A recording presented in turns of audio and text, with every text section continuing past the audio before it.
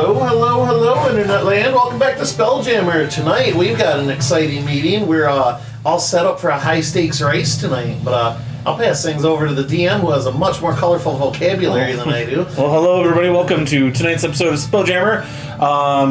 Last we left them, the crew of the Naughty Lloyd were upgrading their ship, spending some hard-earned gold, refitting and figuring out maybe some strategies, how they were going to go about tonight.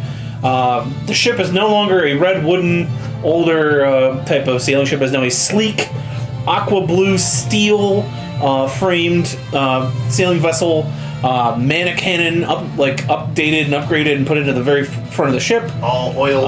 Can't fire beyond the front arc, but it's okay because it fires a big buttload of energy. Upload. Also, that is a legit form of measurement. Yes. In interstellar terms. We had made our way to the starting line, get some last minute preparations. We heard the intergalactic national anthem, which is a soothing hypnotic symphony from an actual angel. From a real angel, and everybody snapped at their reverie. It was time to go. Real serious fight song. We had our friends. Oh, got it. So that is a classic. Yeah. Announcetron 2000 and Gorg the commentator. Are you hiding your own cheat sheets? No, I had to cover some cheat sheets with new cheat sheets. Folks at home watching, he's got notes taped over notes in his book. Hey man, this is a multi-layered adventure tonight, literally. I have everybody's stunt and hazard DCs right here, all 20 racers. Nice. In case we need to have a spot check for something. A little bit we of are pre-work ready to go.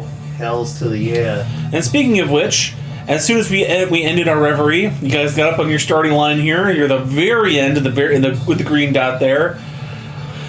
Go! I need your pilot, whoever is piloting your ship for this leg of the race, to roll their d20 and add their casting modifier. Is Jesse our pilot? No, we discussed it probably shouldn't be me because I don't have spell slots. Oh, that's true. Is the captain our pirate? Or our pilot tonight?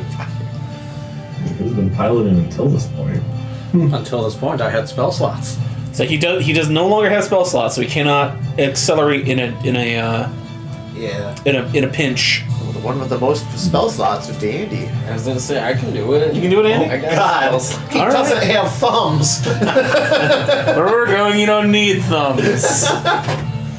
Tom braces you in the arm like, buddy, Let's go. you can do this. Yeah. He shoves you in the seat. Alright. You slip the Because I'm seat. not old enough to drive. Drive. Spike's not either. It's okay. As soon as you hit this chair, your awareness kind of spreads out, and you're like, whoa, and your butt pulled out of your body, and you get this third person view from behind the ship, and you get these magical little HUDs of the ship's integrity and stuff like that. So you get some basic stats about the ship up in front of your field of vision, and you just get this instinct that you can push forward with your consciousness, and the ship will push forward. Okay. So I'm gonna need you to add your casting stat to this, so which is which would be your wisdom. Now, Plus 4? Yep. now, Spike, those things out there, they're meteors, they're not chicken nuggets. They're meteors? Oh no, bad choice of words. Nice, nat 20. Woo! Off to All a right, great so start. plus that's a 24 against your stunt base DC, which I believe is a 12. I don't know what that is. What does it say on the sheet? It should stay right under the maneuverability options. It'll say stunt base DC. Maneuver grade C. What does it Base say? Stunt DC 12 base hazard. 12. So you got 24, 12, even plus 12. You're not quite the fastest. There is one ship ahead of you, but you were in you were in third place right off the line. Alright, take that. But, Actually, that nat 20, I'm gonna bump you up a +2, so you're gonna be neck and neck with the first place. And that takes a spell slot, right? No, My mouse partly over. you can choose to spend a spell slot to accelerate by that number. Okay, it's what level it is? Yeah. Okay. All right. First off the line, the Naughty Lloyd, the last participant there. Next off is going to be Number 8, the Enigma Chaser. A small craft, nimble and quick. I'll just put it right here. Doesn't matter. You're in the same row. Third off the line, faster, is going to be number 16, Swamp Terror. Swamp Terror. We should change the name of our ship to Has Already Won. Has already won. Dead last. Dead last. Running fifth has already won. And number 4 is the Thunderstar. The following ships had false starts. Oh. Number 2, the Wandering Glade. Number 3, the Raging Current. Number 6, the Mind Spiker. Number 7, the Brood Wave. Number 9, the Blue Dancer. So Cerulean Blue is like beating her pilot. God damn it. Number 12, Sucker Punch. Number 15, the Polar Pack. And number 17, Shell to Pay. Shell to pay. Everybody else is going to be in a second place run. We could have also named our ship the Kielbasa. Alright, so you boys have exactly, I'll say, 3 people up where you are. You're neck and neck for this next area. But you're in front, so I'm gonna put you like right here. Next up we're is necking. 16. Well, where's the clowns? The clowns, Hilarious On the Boat Pun ship. number 14 is gonna be in this Yeah. secondary ring.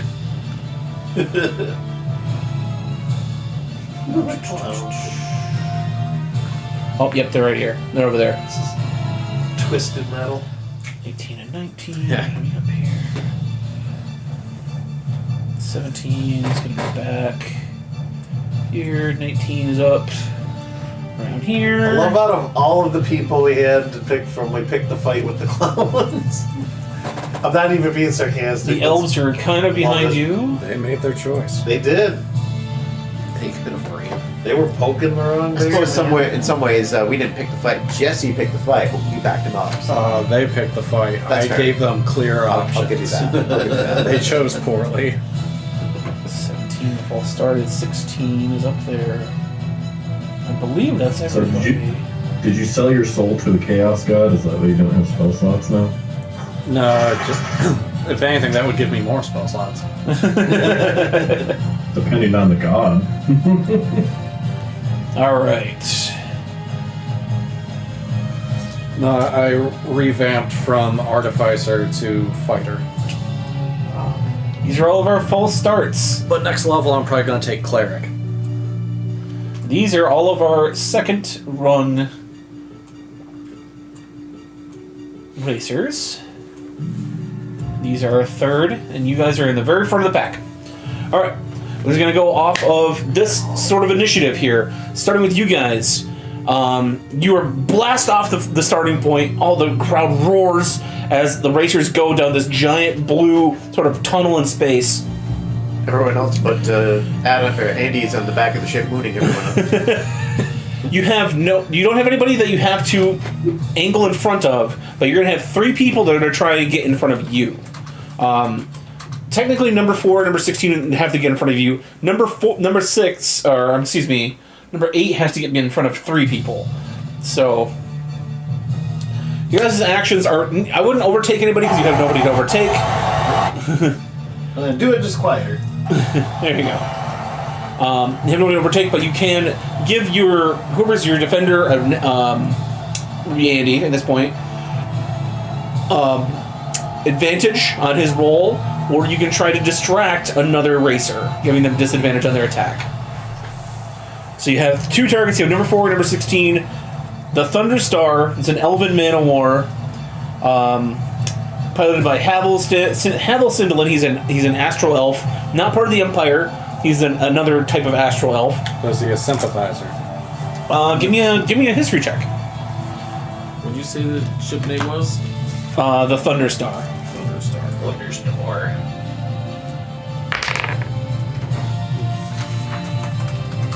21. He's probably part of one of the other multitudes of elven kingdoms out there. A lot of them are rivals, but not like there's no like one elven empire that dominates all of space. So I'd say it's mostly like a 50-50 shot. But with the 21, like even with the 21, it's not like super obvious. Hey, fun idea. When we're getting close to the end of this, let me know. I can put a poll up for chat to vote on who will win the race. There you go. But I'll let it narrow down a little bit more. You do notice, especially you, Micah, was the person who saw that conversation in the. I believe it was you that saw the conversation in the garden. Who saw the conversation in the garden? I think it was Jesse. Jesse. What'd I do? You saw that conversation in the garden between like the elf and the guy who said he was going to take your guys' ship out. I was talking to the religious people. Who saw that conversation?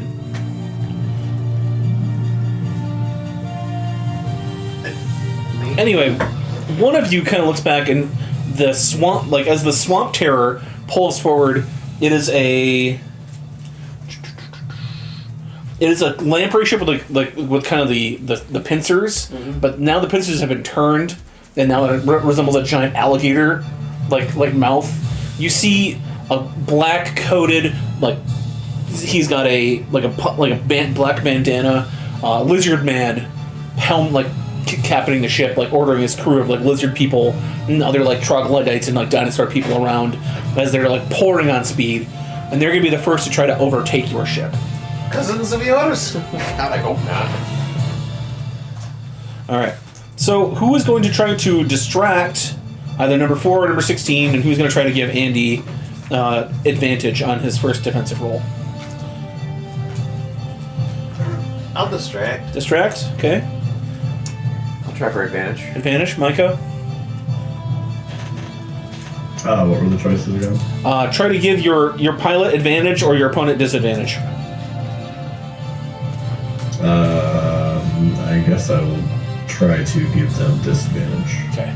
And Jesse, what about you? I'll do disadvantage. Okay, so 2 for advantage, 2 for disadvantage. Advantage team, go ahead and roll me a... let's go with a check of your choice. We'll do either... give me a skill that you want to argue that you're going to use to try to help out Andy move the ship faster.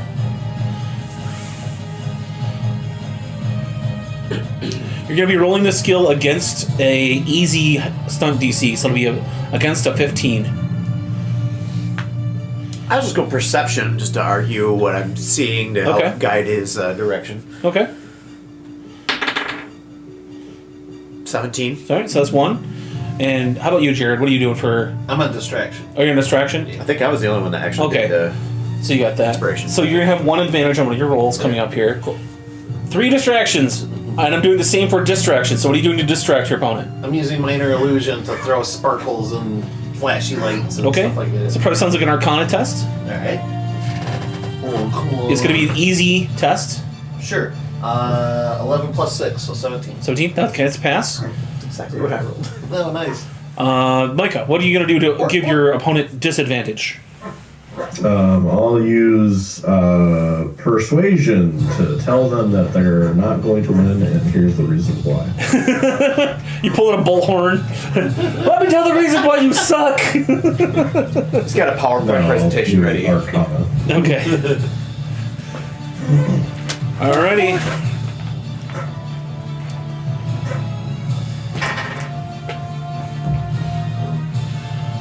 14. 14 just misses the 15. So we got one attack roll is gonna be a disadvantage so far. Jesse, I'll do religion. religion. Okay. I'm just gonna start spouting nonsense about the end times and bullshit like that, repenting. Okay. Try to put the fear of God into them. Sounds good. Give So DC 15.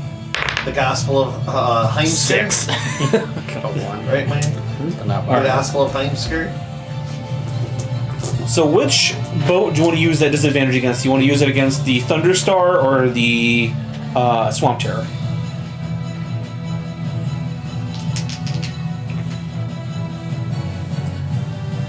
Anybody? What's that?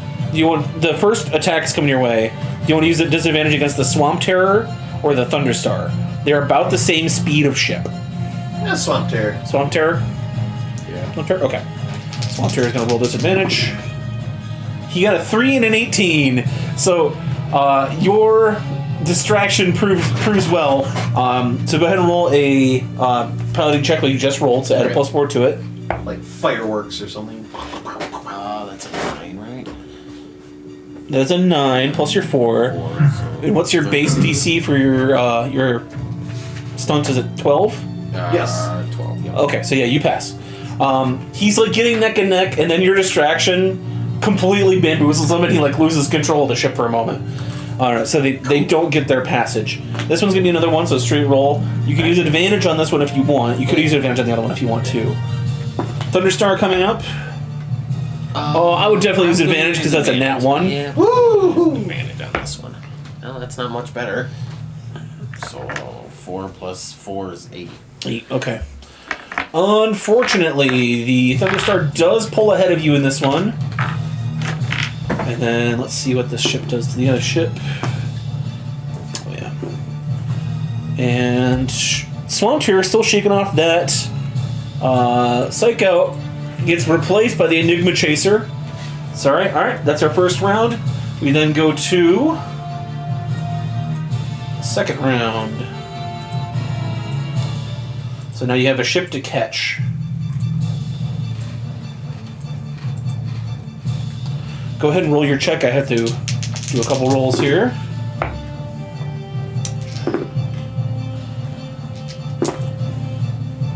Alright.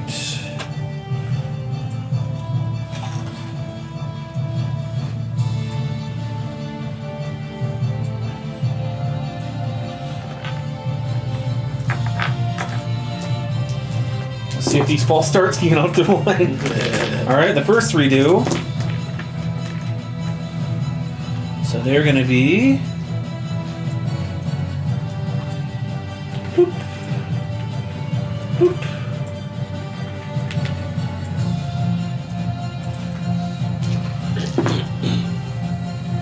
Oh, these poor boys. These guys are still trying to get their Spelljammers to just start going down the lane. So let's see who's left. Racing Ship version 2.6.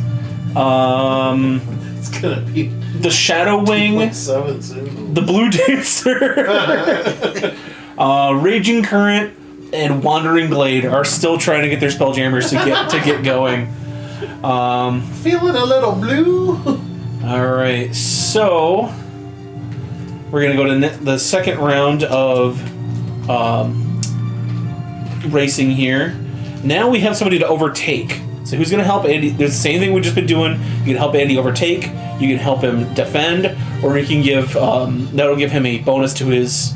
You give him an advantage on one of his rolls, or you can give disadvantage to one of your opponents, which is going to either be number 8, the Enigma Chaser, which is now coming up your ass, or the Swamp Terror. Are you guys gonna maintain position? Can't win if you're in second. I mean, I'll- defense or I'll- offense. I'll help give advantage. Okay. All right, I'll stick on. Just trying to remember, John. I got magical C4 written down. Isn't that the stuff I came up with to give them like slow or something? Or did I? It sounds like an explosive.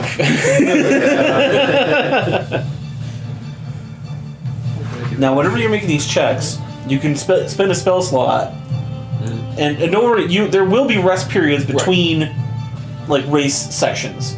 So you'll probably do the first 2 today. Okay. Then you'll have like a night's rest essentially, while the ship's like kind of like Drift. There'll be like a magical barrier that will prevent anybody from like proceeding beyond their current spot. Okay. So don't be afraid to spend your spell slots on this. Okay. And that just makes it so the ship goes faster if I... Yeah, it'll give you a bonus on this roll. Okay. Equal to that roll that you're gonna make. Okay.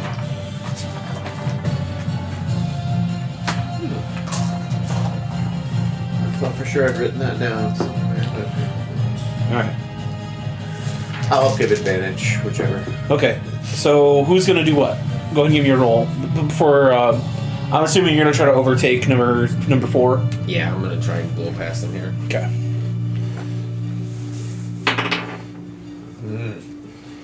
It's a 9. Okay, so it does not beat your 15 base DC, easy DC. If you're gonna give him a bonus to try, we're gonna use your casting stat. So that's gonna be whatever your best stat. I don't have a casting stat. What's your main primary stat for your character? I attack with dexterity. So we'll use dexterity. Okay. Thought we were just using whatever skill. This one is for the accelerating past. It's got to be your basically your piloting stat. I'll give you a little bit more play when you're being defensive, but yeah, offense is going to be just driving forward. 17. 17. Okay, so that's going to be advantage on one of your rolls to this. Okay, cool. Okay. Who Let's else? teach him what the clutch is. Micah's gone for the moment, so I'm not sure what he's doing. Yeah. How about you, Jared? What are you doing? I was gonna distracting the thunder. work Oh, you're for us? just general distraction for everybody. Oh, so- general distraction. Yeah. Okay, cool. Yeah. Yeah, I'll keep it up. I'll make like a, I don't know, a loud thunder boom, like a small bomb going on or Okay. something. Just toss in M80s. Yeah, there you go. Back at the Just ship. throwing firecrackers and stuff out of my magical sack here. This is Gorg, He said, the commentator. We remind that small that small furry animal not to toss those M80s directly at their opponents. That will be considered an attack. Although Gorg is hungry for blood, he is hungry for legal blood. That's right, Gorg. Let's make sure none of these components are actually attacking one another yet. Don't be spots for that. All right, so go ahead and roll your Won't hurt too much, just sting a little bit. roll maybe. your roll there, sir. Alright, so I rolled my roll and I'm adding my Arcana again, correct? Yep. That'd be 6 and a 10, so 16. 16. All right, so you have one disadvantage to use against an opponent. Okay. Swamp Terror is going to try to overtake number 8. He does not. They both stay where they are. Number 8. Okay, the Enigma Chaser is going to try to overtake you. Okay. He's going to have disadvantage on this because you have disadvantage. Cool. Enigma Chaser is the small little, it's like a mosquito-shaped vehicle. You can tell there's only like one dude behind like a glass helm and like 2 other guys like helping out with like the rigging. It's like a 3-man team. And they're like, it's probably like a Sea-Doo. Like in a speedboat race. He rolled a nat 20, but it got knocked down to a 13. He's going to give it his bonus to a +5. So you had to beat your DC by 6 or more.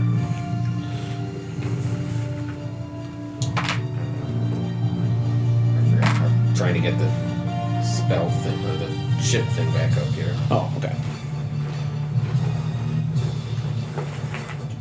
Okay, so I rolled earlier. I got 11 plus 4, so I got a 15. So you meet it. Okay. Well, all right. You want to use advantage? I have to beat it by how much? By 6 or more. 6 or more? Okay. Let's use advantage on it and see what I can get. That is 5 more. Alright. Or 4 more, excuse me.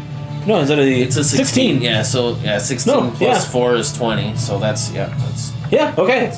Just barely edging forward past number 4. Can I use a spell slot to accelerate even further? Yeah, I wanna Sure. Go ahead. Whatever the difference is, I'll add it to their I use difficulty. this 3 Three? spells, this 3rd level spell slot. Okay, so number 4 is going to have a -3 to their roll. Okay. Put it in a hyperdrive, Spike! Ooh, what does this button do? Spike's gums and jowls and stuff like, do a barrel roll. Alright. It's over, everybody falling out of the ship. Hey Spike, did anybody tell you that at the end of the race is a giant bucket of chicken He wings? just floors it. Oh my god. They're pterodactyl chicken wings. Just beat your DCs. That's all I ask. Finally. The Shadow Wing is in this race. Like those old cartoon jalopies. backfiring and stuff. What were you saying? I was gonna say you do a minor illusion of a chicken wing in front of the lizard. Like a carrot on a stick. You're gonna get it. That's actually maybe I will come give Andy advantage. Number 10 is going to try to overtake number I 16. can almost pick it up. Just No, leaves. it's the size of a planet. It just looks small because it's far away. He just gets out of the pilot ship and just runs. Smashes through the glass somehow. Everybody gets sucked out. No. There was a chicken wing here.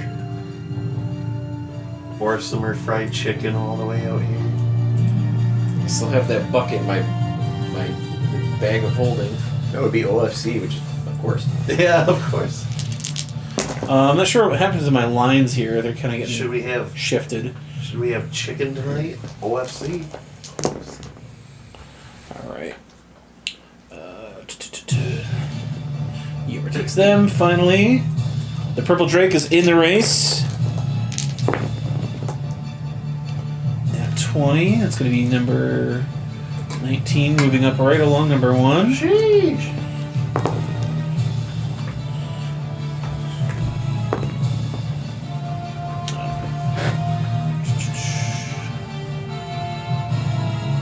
You know what? Just delete this.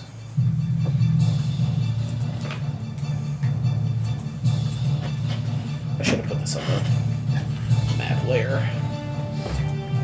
Oh. All right. We still got two lengths here to run before we decide this race here. All right, at least the first part of it. Yeah. 6 and 7.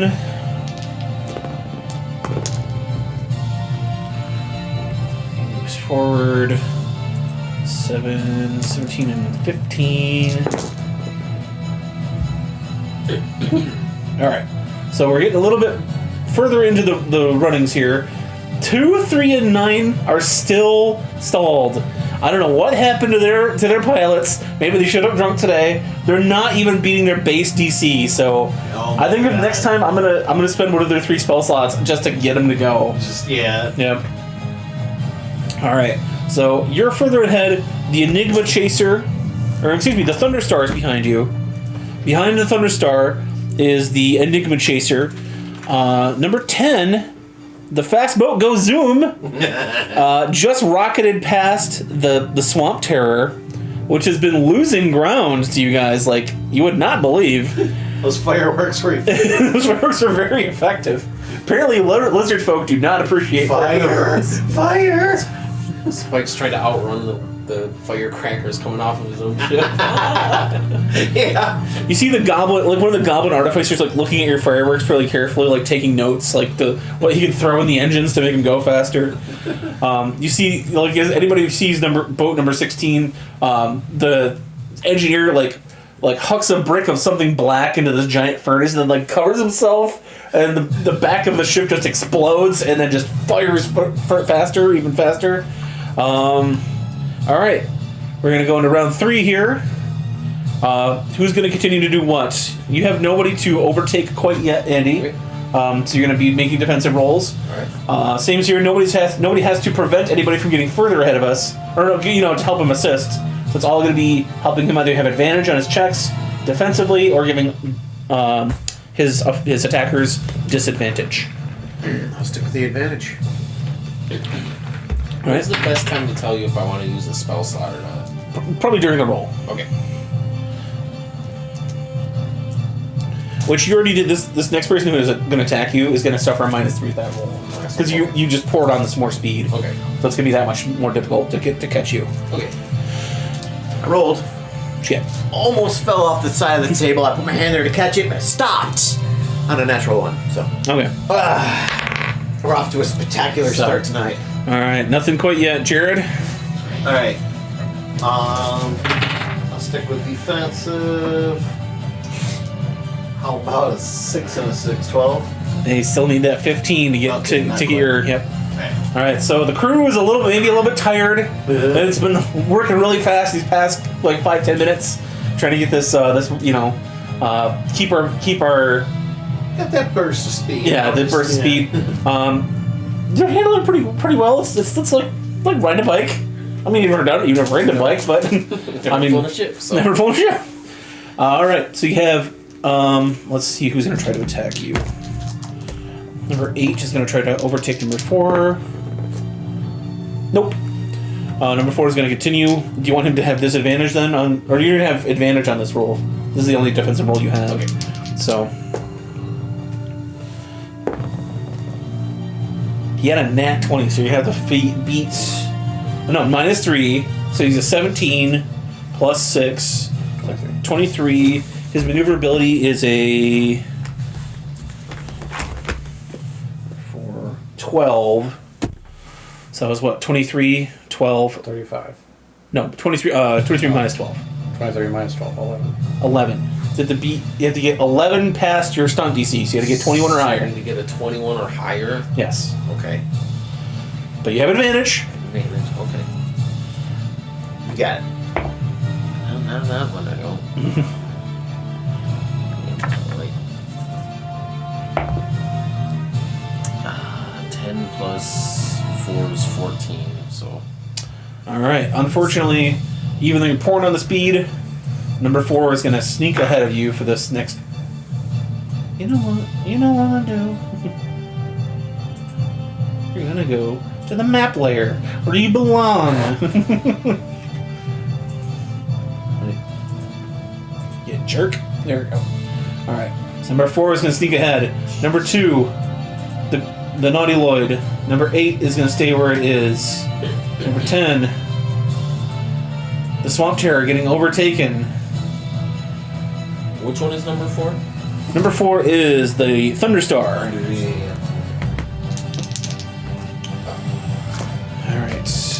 Alright. Would anybody like to roll for number 11 and 18? I'll roll for 11. Alright. Ooh, never mind. You win if let's you roll a 1. Yeah, I rolled a 10. You roll a 10. Okay, so number 18 advances. Is there another ship we're rolling against? Right now, you're rolling against number 4, the Thunderstar. He just overtook you guys. 18. Aaron, you want to roll for number 6? Rolled a 22 in Arcana. But Okay, so you'll have a defensive roll here. Alright. I rolled for number 6. How would you get? 18. 18. I got a 16, so you beat him there. Alright, 14 and 12. Who wants to roll for 12? I should So get all your bad rolls out. see if I can get a bad roll here. That's what I was hoping to do. Yeah, natural 7. There you go. That, Get 'em out, Still get 'em beats his out. 6. You rolled for 12, right? yeah, whichever one you just said. 14. 7. Alright. I'm gonna let you guys roll. Just get higher than a 10. That's all you need to get these guys off the line. 2, 3, 9, and 13. Well, I did 1. So 2 and 3 are still deadlocked in last. I need 1 for 9 and 1 for 13. So it's 9. Ah, nat 20. Nat 20. Oh, He's why'd off. you roll for Number 9 is. Yep, I'm gonna move him past number 5. All right, Jared, roll me for number 13. 13 just got a 12. Racing ship version 2.6. The Modrons are actually in the race. Woo! You see basically a UFO. It is highly like smooth and it's got That very sounds just like Jeremy's car. yes, it's as it moves forward. And inside you see the they look like dice, like polyhedral mechanoid logic people. The Modrons. They all have a specific station, and they just got on rhythm. So now their ship is moving. All right, Are they from the planet Chessex? they're from the logic domain. Chessex. Chessex. They had to unplug it and plug it back in again. Yes. Have you unplugged and plugged back in the ship? I don't know. Snap, I did not think of that. That's why it's version 2.6. They've tried this race a few times before. All right. 4th out of 5. We're almost to the finish line for the first section here. You've got one person to overtake. All right. You've got 2 people behind you. Number 10 and number 8. So let's get the back going here real quick. 16 is gonna try to overtake number 10. It's cocked. Okay, 16. 10. Even. Alright. 16 moves up past number 10. So next turn they're going to have a contention at you unless you go forward here. Alright, number 8. Who's going to do what while we have your turn here? Yep. I'm just gonna do something real quick because I gotta finish cleaning up here. I was in the middle of cleanup, so I'll just do advantage, I guess. Okay.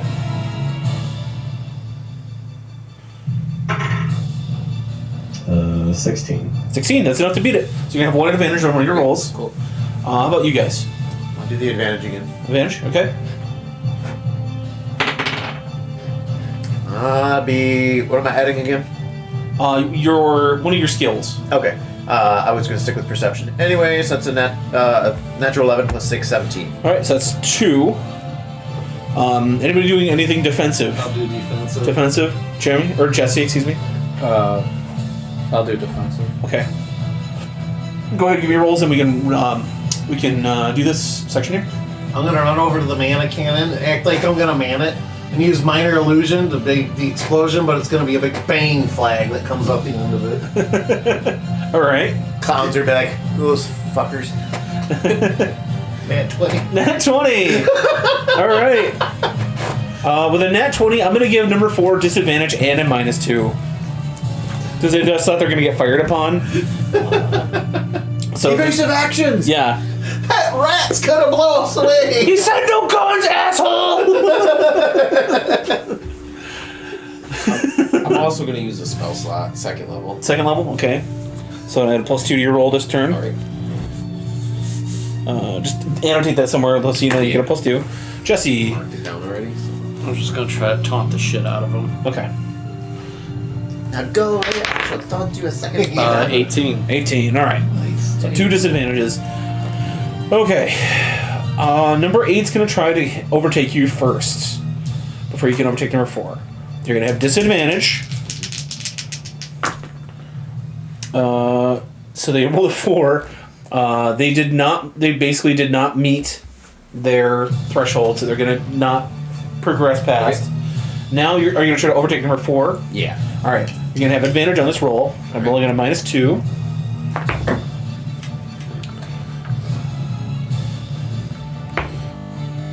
Okay, what is it? 4 and a 6? Even with that 6, he got a nat 1. So that gunshot really fucked up with their whole. All the crew in number 4 hit the deck because they thought this giant shot was gonna happen. I'm gonna have you move past, and they're gonna get lapped by number 8. So they're gonna lose 2 places in line. Yes. All right. We'll just trick in the book. We go here to our 5th and final roll. This will be you see this giant swirling wormhole in the nebula that's going to lead you guys to the next area.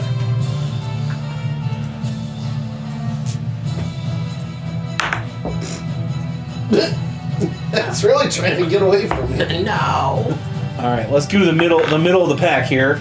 Who wants to roll against me for 1 versus 19? Maybe number 19? Sure. So, natty 13. Natty 13 plus 6, so you got a 19. What are you're rolling against number 19? So that's plus 6 for you. Thraxis' Horde. The pilot of Thraxis' Horde, you see a giant red. Let's go red. Red dragon, lounging on this ship, kind of in a space hammock, like spaceship. And he's got this tiny little kobold sorcerer as his pilot. And he just got this little whip. He's like, go faster. like not even like a hard, but it's just like a cat teaser. Lazy. Go faster. It's like, yes, my lord. And so he like pours the speed on. Very good, sir. So number 19 is gonna scoot up. The purple drake is gonna not be able to get past his opponent. All right, number 6 and number 18. Who wants to be number 18? I'll be 18. Just the Thor's Will. You are a group of Viking sailors Oh, nice. on a Spelljammer that is a giant long ship. Number 6 I want to join these. is the Mind Spiker. Okay. What'd you get? 14. 14. You sail past faster than the Illithids and their. The Captain Helgi's like, what the hell is that? What the hell? It is a bunch of like mind flayers swing shake their squiddy fists at the We just Vikings overtake there. some calamari. Number 11 and number 12. Who wants to roll for number 11? Playing Squidditch. Do 11. The Eye Gouger. You are the Eye Tyrant. Bunch of beholders. 7. Okay, and then number 12 is the Sucker Punch. You overtake the Sucker Punch pretty easily. You see a small, diminutive, looks like a halfling at the helm. Just got a black, like almost like a space helmet, and like a red suit on. Patches everywhere of like different like races that they've won. It says, number 12, the Sucker Punch, strangely losing to the much bigger, bulkier craft. What can Captain Rosa have in store for this race this year? That is right, Announcer-tron. She usually finds a way to come from behind every time she races. And number 14 and 15 and 17. This is gonna be a three-way roll. Who wants to be which? Take what, 17? 17? Okay. I'll move on to the other ones. You gonna be 14? 14, sure. I'll be 15. 16. 14. 12. 12. 6. Number 15, the Polar Pack. You see a group of space penguins in their ice ship. A Dohwar. It is shaped like a penguin, flying through space. It is made out of shaved ice and wood, and it is like belly sliding its way through space. I was gonna say, are their arms out or are they more back? I'll say they can move him back as like wings on a ship that can like go to acceleration mode. They have cranks and they see them like as the environment demands. Right? Yeah. Who between Nice. you got a 6? You said I got a 6, yeah. And what'd you get? 12. 12. So 17, 14. Meanwhile, the guys were over, why are we doing this? It does nothing. All right. There's no air friction. Let's have everybody roll for these last 5.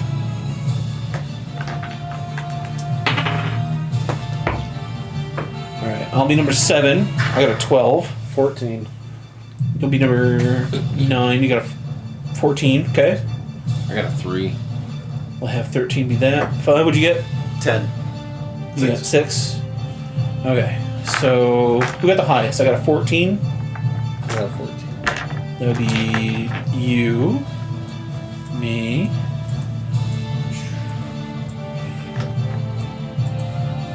All right.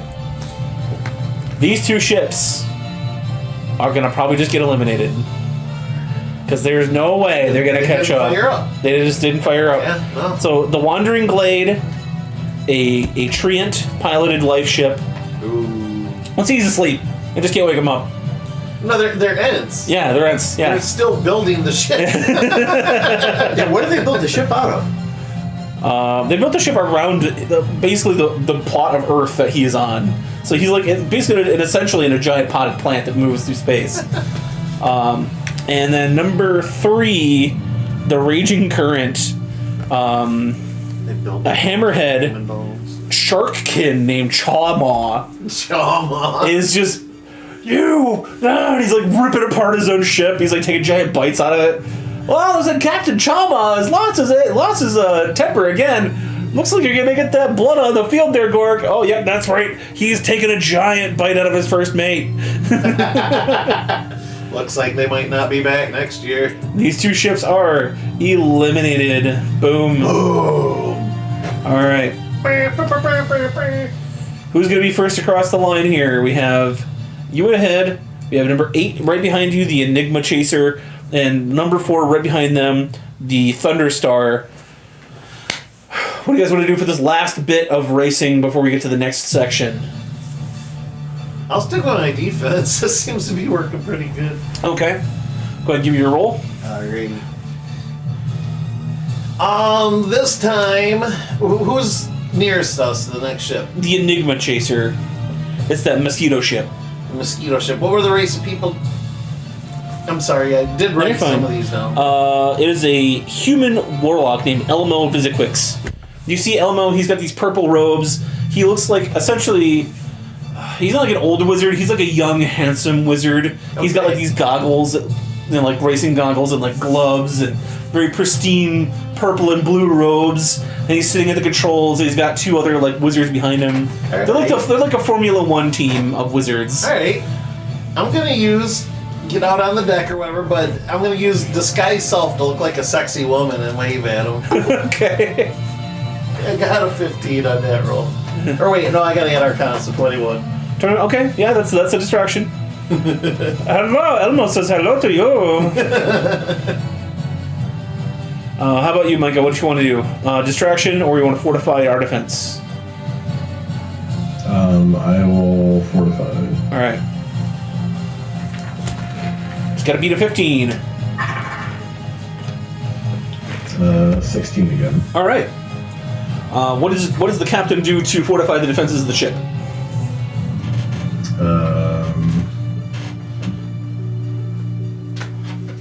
He does animate dead and brings back a corpse to help out on the ship. All right. You just dump a bag of bones out of your bone package, and he like clanks as he salutes. Then he goes pulling some rope. Freaks out some of the other crew for a second, but he's like, "Oh, that's fine. We're on a necromancer ship anyway." All right, Miner, what do you want to do? I will use investigation this time. Just kind of scope out best I can on that Enigma Chaser. Okay. How they're operating and see if I can give the best advice to Andy over there. Okay. Oh, it was a nat 20. It rolled to an 8.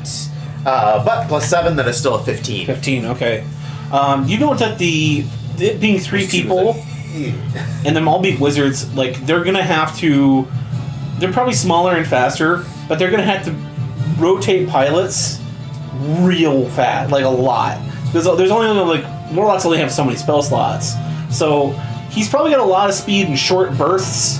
But like over a marathon run, they're gonna be exhausted by the end of this. So very dangerous over short distances. Yes. All right. I was very proud of Shannon while we were hiking up north. She's like, I'm not built for long distance. Nice. Short distances, I'm very dangerous. I'm like, oh, I'm so proud of you, Shannon.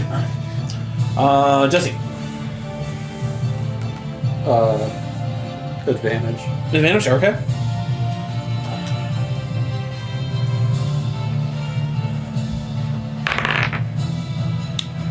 $21. Nice. What do you do to give the fortify the ship? I pray to its machine spirit to empower it, to empower us to glory.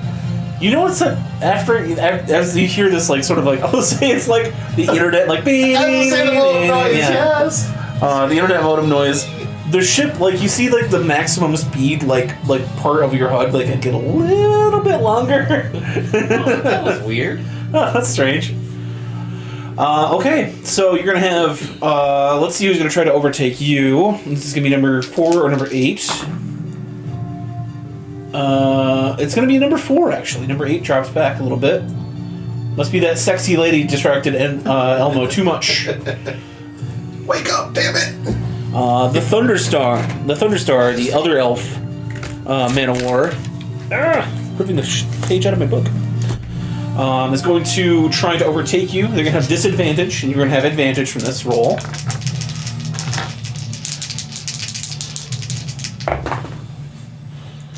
It's going to be a 4, 10. He did not make it past. So So what did you get? Did you make anything past your stunt DC? I got 16 altogether, so 4 passed. 4 passed. Okay, good. You're good. First one across the line for the first leg of the race is going to be the Naughty Lloyd. Second is going to be the Thunderstar. Third, Enigma Chaser. Let's do the middle field. Who wants to roll for number 16 and number 10? I'll roll 16. Okay. Ooh, nat 1. Nat 1. Still got a nat 1. 9. You were number 16? Yeah. They fall behind. That's going to be number 10 going to the 4th place finishing spot. 16 is going to be number 5. All right, between number 1 and number 19. Who must be number 19? I'm going to play the elves. Sure, I'll be 19. Okay. I got a 6. I got a 3. Let's see what the maneuverability grade on your ship is. That's going to be a 3. A 13. Not both of us fail, so we're just gonna break even. So 19, the number 1. All right, 18 and 6. I'll be number 6. I'll do 18. That was the Vikings. Nat 20, number. What number are you gonna be? I said 18. 18. Okay. I rolled a nat 15. Thor's will. Yeah. Nat 15 plus 1 plus 6. 21, 7, bonus 7. Let's see. I'm the Mind Spiker. It'd be a 7 for me plus 6. So Mind Spiker is going to inch ahead of the Vikings. Both of those should have gone ahead 1 and 19 because 1 and 19 did so terrible. Well, 11 and 12. You mean that 19 should scoot past? Yeah, because we didn't they did do 19 and 1 roll single digits. Yeah, that's a good idea. He did stall out, so we'll do another three-way roll here. I'll be 19. Who wants to be 6? I'll do 6. All right, and I'll be 8. Who wants to be 18? You want to roll 18, Micah? Sure. Yeah, 17 for number 19. 11. For number 6 is number 11. Just nat roll, right? Yep. 6. 6. Okay, yeah. So they stay in their place, but he does drift back a little bit. All right, 11 and 12. I think we're just gonna keep this. We're gonna keep this run for the last bit of the race here. So finishing out leg 1 here. We're gonna position everybody thusly. Which one's what's her face? Cerulia. Cerulia is number 9. She's okay. next to last. Oh. All right. How's Sucks to suck, Cerulean. Right? the purple Drake doing? Purple Drake is number 1. So it's going to be middle of the pack, I believe.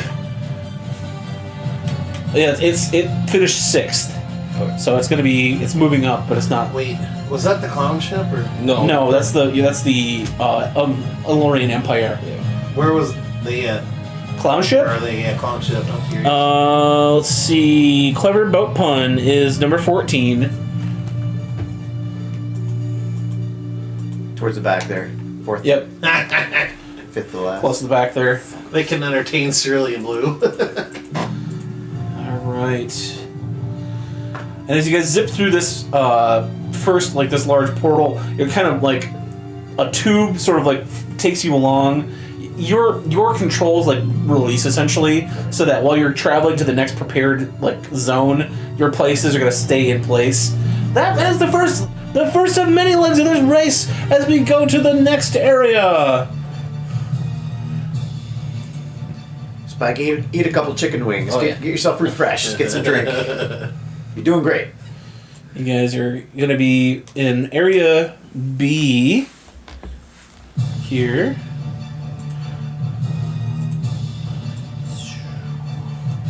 All right. As our racers take a moment to use the bathroom and do whatever they have to do, let's talk to some of the racers that have been start with this various bit of the race here. Let's talk to a little sprite goes boop into your guys' ship, and like while you guys are like all around and boop, you see the two announcers like in a first person. Let's talk to the Naughty Lloyd. The first one's up, the last one's to here to the race, and the first one's to finish the first leg of the race. How does that feel to go from last to first in about a half a day, boys? I'd say good offense is a great defense, and he kind of like tries to look impressive for all the work. Give me charisma. Alright. Just straight charisma bonus. If you have any skills you want to use to try to impress people with. Yeah, I'll use minor illusion to make myself look all bigger and fluffier and trashier than I. Sure. Maybe some flies buzzing around. What'd you get? Yeah, it's got with just straight charisma will be a 14. Obviously, this must be the captain of the ship. Oh no! This honor goes to him, and he gestures over. You see the blue light swing over you, Micah. And you would be the captain of this wonderful vessel. What is your name, sir? It's Captain Trevorn Quelthalon. Nice to meet you, Captain Trevorn. What's the secret to your guys' success here, the first leg of this very dangerous race? The secret to any good crew/ship is a tight-run ship, a good synergy with the crew, and everybody being on the same page. And it's a great way to stay in shape. Gorg agrees. It takes discipline to win battles, and I see much discipline in the eyes of your crew. Gorg is ready to see you spill blood in the arena of death. Good luck to you and yours. You guys are gonna get a inspiration. Sweet. These days I gotta start cashing these in. Next, let's go talk to number 8, the Enigma Chaser. It pops over to Elmo. And they're like, they're kind of, both people kind of punching him in the arm. Ow! It's like, looks like we have some turbulence here on the Enigma Chaser. What happened, boys? You guys were Sherwood for first finish here. A lot of people in the gambling rings across the 12 systems are going to be losing a lot of money from you guys. You were the odds-on favorite to finish number first of the first leg. It's like, Elmo saw a sexy woman. He does not know what happened. It is not fair. You should not be dressed scantily on the racetrack. We're all professionals here. And Elmo's friend Fabrizio is like, yes, we must show honor on the racetrack. It is not, how you say, the sportsmanlike to front the boobies on the track.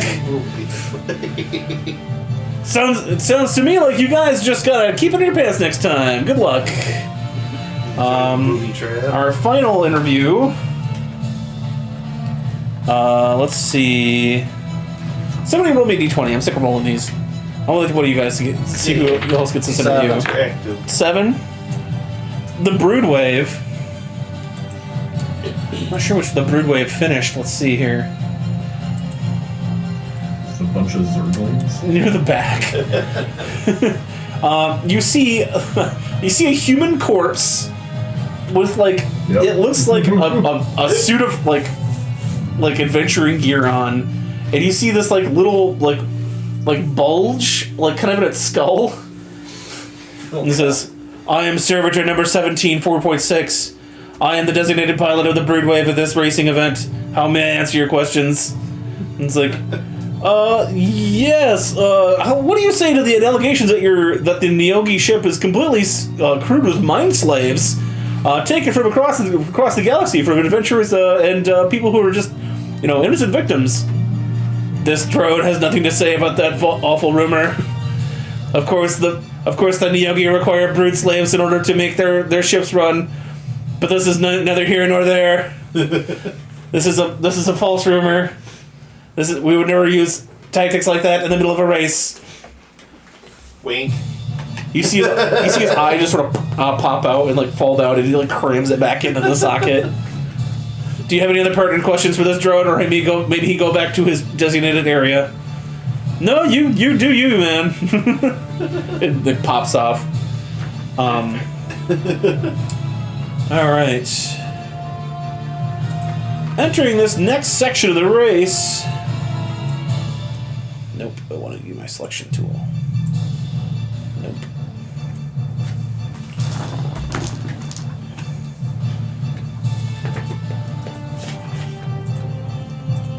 Delete.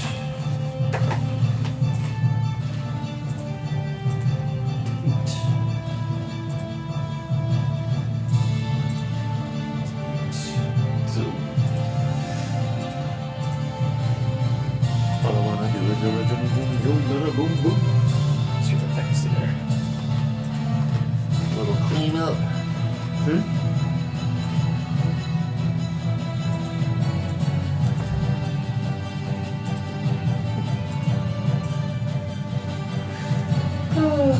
The lizard folk is our pilot. Argue the one person has no idea what technology is this the one piloting. I feel like if this were a truck, you would have the wheel and Tom would be down pushing the pedals. So I'm thinking the brand on this one. Yeah. Yeah, it's a good thing it goes into third person view. He wouldn't be able to see over the Yeah. dashboard. Am I winning? Yeah, he's wearing a VR headset. You guys slip out of the wormhole. About an hour. You guys spin in this little, like, autopilot. Stasis or autopilot. A little light comes on and says, Like, like, if you get spell slots back on a short rest. As a druid, you should, but I forget when. I'm not sure.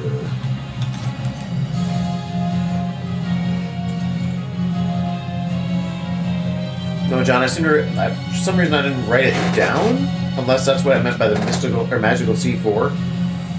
Something about some sort of alchemical thing I made that I could hit people with and give them, like, make it like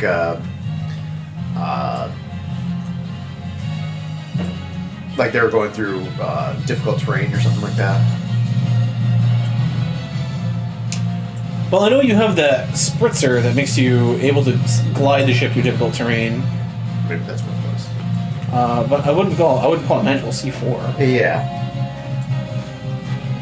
I'm sort of shocked I didn't write it down. I don't know why I would have. Because I'm just not seeing it. All right. Do something. Okay. You guys are drifting through this next area, still trying to kind of gauge your speed. This is not as long of a tunnel as the first one. This is more of a sphere of space. You can see that there are sections of it that are blocked off with like a magical, like a barrier. Oh,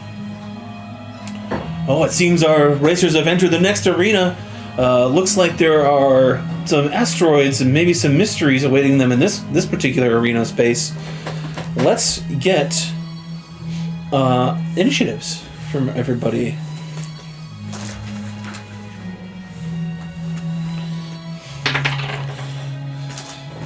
I don't know how much closer I could have gotten to the edge, Jared. And I'm about to break. Like, literally. Nice. Anyway.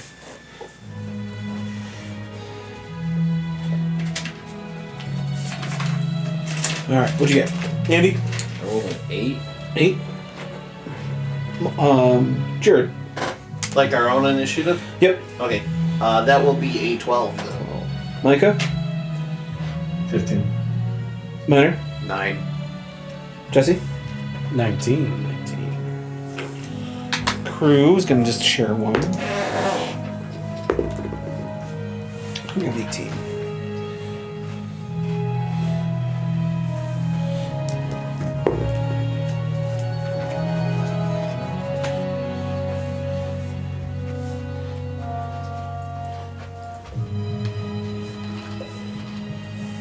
All right, you guys are cruising through in wild space here. I'll say the lines kind of splitting up. No. There's various speeds of ship.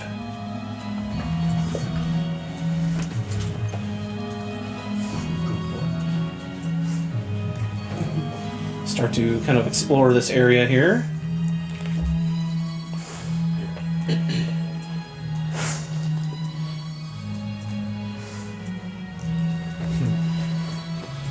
Alright.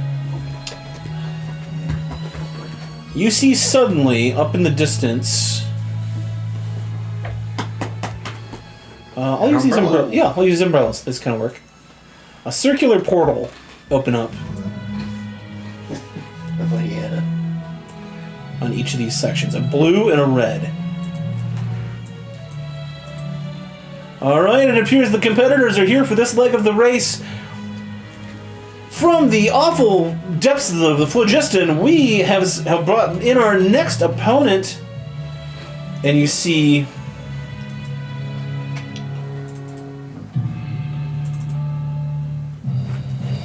coming in from various spots behind some of these asteroids, large space bats about the size of boats.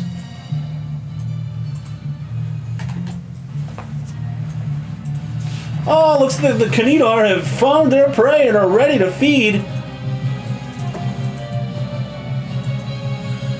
One of these boats can easily be taken out by a Kanidar. It looks like we have about a dozen in the attack field here. Yes, in Alzatron, the Kanidar feed ruthlessly upon the boats they find in wild space.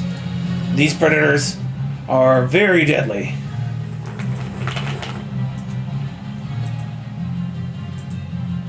As they wake up on the sides of these rocks like bats in a cave. Alright, in mass combat, it looks like these, and you each look, and the Kanidar have around a chain ring, a little glowing pass key. It looks like the ships who want to move forward and either kill one of these vicious Kanidar and claim their pass key to travel to one of the two portals set before them. Let's see what ships can survive this brutal combat. Alright, racers, prepare for blood spilling. Do not disappoint Gorg, the commentator. This is Gorg's favorite part of the race. Alright, section 2 is going to be this combat encounter. Number 1 is going to be you, Jesse. You're on the deck and you see a bat-sized, ship-sized bat, probably about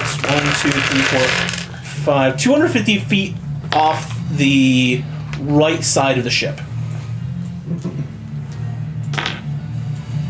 I like bat-sized ship. It's intimidating. Most people would. I say, get me in closer. I say, hold my beer. Yeah, and I'll go above deck. Alright. Hold my oil can. You want to hold off your attack until you're in range? Yeah. Okay. My max range is 120. Alright, we go to number 2. It's the crew. Crew's going to get to the weapon stations. Well, can I shoot further than that? You can do it, just be with disadvantage. Disadvantage, yeah. I believe sharpshooter makes it so I don't hit disadvantage. I think it's from cover. But double check that rule. Yeah. Here. Do you need the 20... You have the... Is it a 5e rule or is it a 5.5e?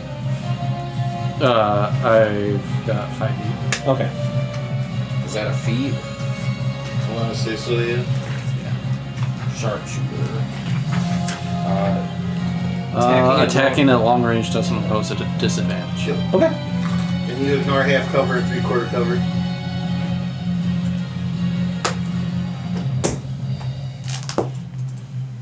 So I can shoot? Yes, you can. Okay, I'm gonna shoot. Optics on your HUD enhance everything. 2 shots.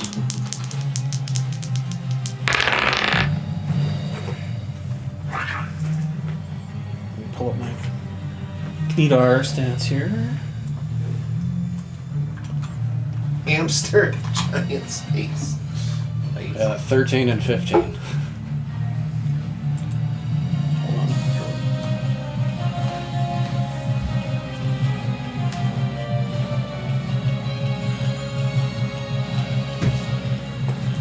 I'm disappointed by the Sci-Fi Channel.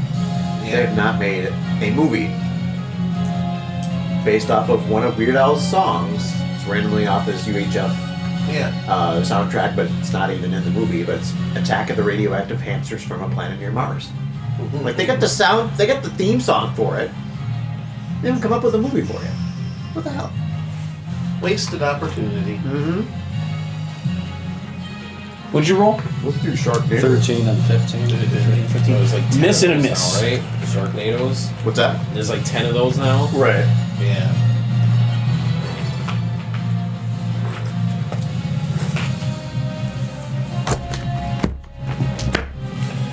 Well, our Sharknado farted out at the start line, so Oh yeah. the shark people in the trees. Yeah, trees. I was hoping the goblins would not be the first ones out. I'm like, I want those guys to at least finish the top 4. That'd be nice. Fast ship to go zoom is my personal favorite, other than you guys, of course. Wink. He's not sure about the Vikings. Yeah, that's what I said in chat. I'm like, yeah, if those. I'm secretly hoping the Vikings, maybe not win, but Yeah, I'm rooting for the lizard folks myself.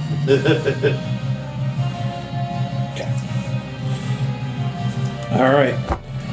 So your first shot goes wide into space. The crew get to all to their stations. So every weapon you see there in the weapon sheet on their crew, the crew can activate it once. They'll be rolling at a +6. Okay. Yeah, we got the ballista, the mannequin, and the harpoon. Yes. Right now, the front of your ship is not pointed at the Knedar you're facing. It's pointed like toward the portals because you're sailing forward. Which So- way is it? What range does the mannequin have? Oh, a lot. Look at the range. No, on it. I meant like which? Oh, arc. forward. Arc. Just forward. Okay. Yeah. Yeah. Range is 800 and 2600. Yeah, that's 16 squares in space. Yeah, that's the thing is you can only fire it once per activation. Even if you put more like multi shots into it, it's got to cool down. Yeah. Okay. Crew to get to their stations.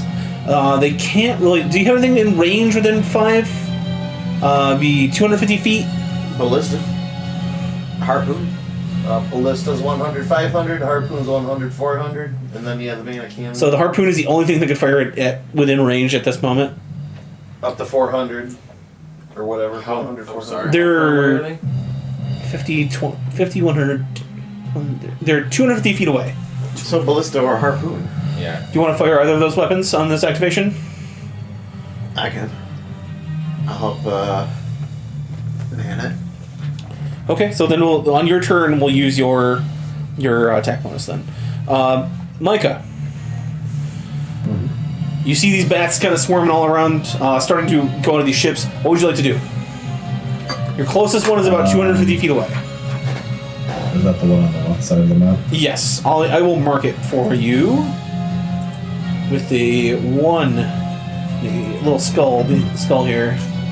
Actually, here I'll mark it with a red, so you know it's an enemy. And the idea is that these bats have a key on them? Yep, around their necks on chains, you see a little glowing energy spear. That's going to be a key spear that you're going to use to get past these portals. Okay. How big is it in Rome? Like the key itself? The globe? About basketball sized. The bat itself is about 100 foot long. Okay.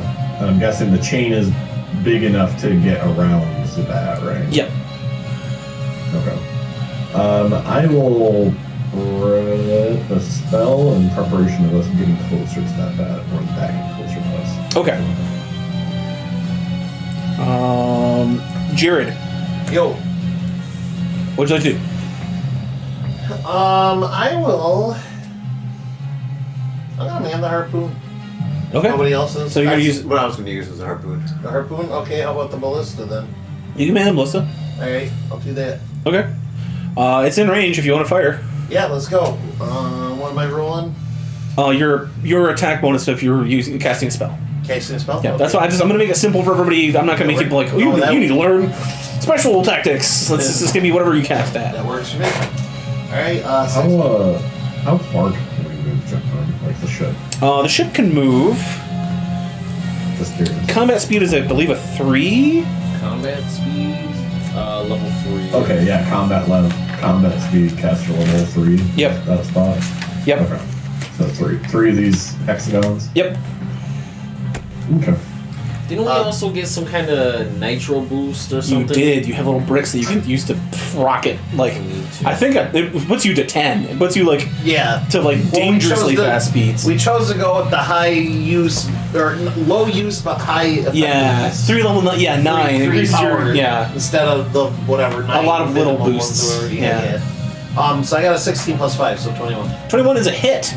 Go ahead and roll damage. Alright. Damage on that is 3d10p. All right. You hit with P. Yeah. Got some d10s for this.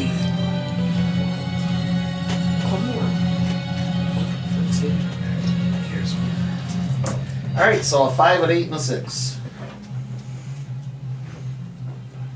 19. 19. Thank you. All right. You fire your ballista, sails right into the wing. It like tears a hole through the wing, and you hear like a screeching sound. As you see the screech erupt from its mouth, you see flames come from this thing's mouth. Sheesh. In there. From the phlogiston? Yes. Oh, you hear as the flames go, oh, let's hear a reminder. They do exist within the phlogiston, using fire as their way to detect their way around in the very flammable tunnels of the phlogiston. So watch out, crew decks. You might get burned to a crisp. Yeah, wow. You see one of the ships like get a little close, and like the echolocation of the bat goes off, and it goes, and like just this wave of fire comes out of the mouth and washes over the deck of the purple dragon. You see some of the mages like throw up like last minute shields, but like I'll say 2 of the wizards get like just immolated, like on the deck of the ship. Yeah, perfect. I was gonna do it for the bat screech, but I was too. Ooh. See, you need to drop that into Audacity and put it a couple octaves higher. So yeah, like right here in the middle. Let's have some of these bats engaged. I'm gonna move them right in. Just Happy's echolocation is. Yeah. Andy and I were just talking about that at work. He uses echolocation to see, and he just shouts at everything. There, got a good look at it. The Ember Island. All right. Okay. That was that. Minor. Alrighty. You said we're using our spell attack? Yes, whatever the best spell attack is on your caster. +7 with the harpoon. Ooh, natural 12, 19. Okay. Now, there's special rules there. You can just do your straight up damage, or you can try to tow the bat. I'm thinking toe the back, so Okay. kill this thing, pull it in, get that key. Right.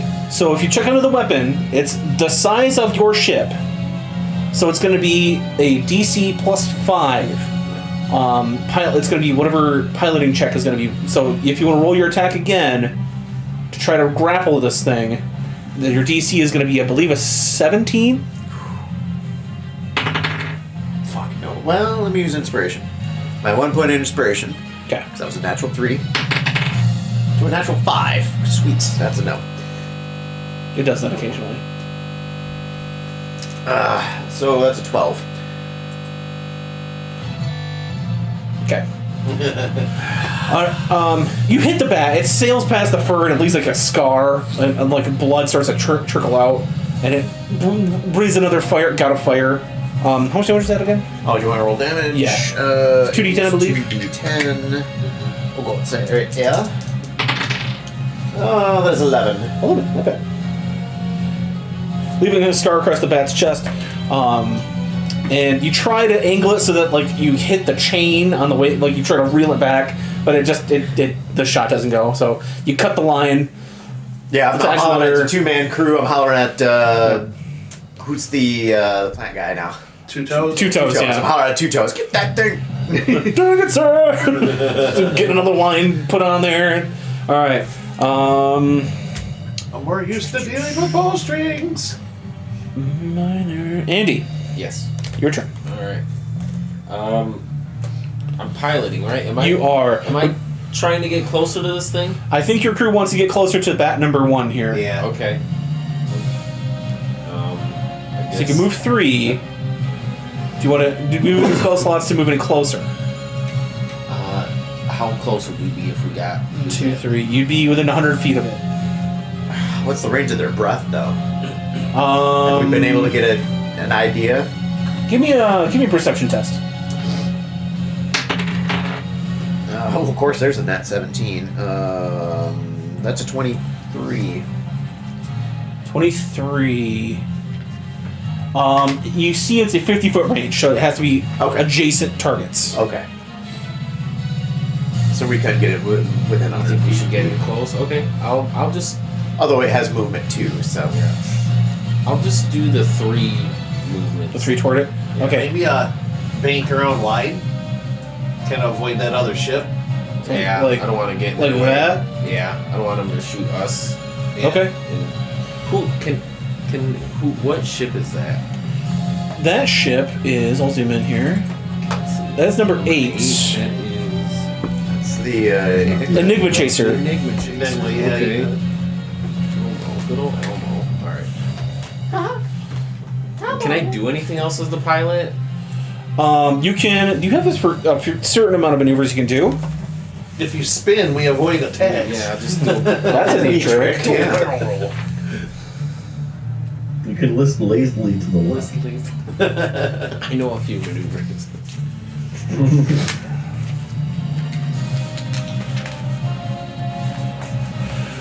You do stay on target. All ship attacks are made with advantage until the next turn. Evasive maneuvers. All ship attacks against the ship are made at disadvantage. Punch it. You move up to your current speed rating again. Or you can ram target, which I would not recommend because you guys took off your ramming prow. Yeah, I think I'm just gonna do the evasive maneuvers. Okay, go ahead and give me a stunt check. I don't know what this thing can do yet, so. Nice, you make it.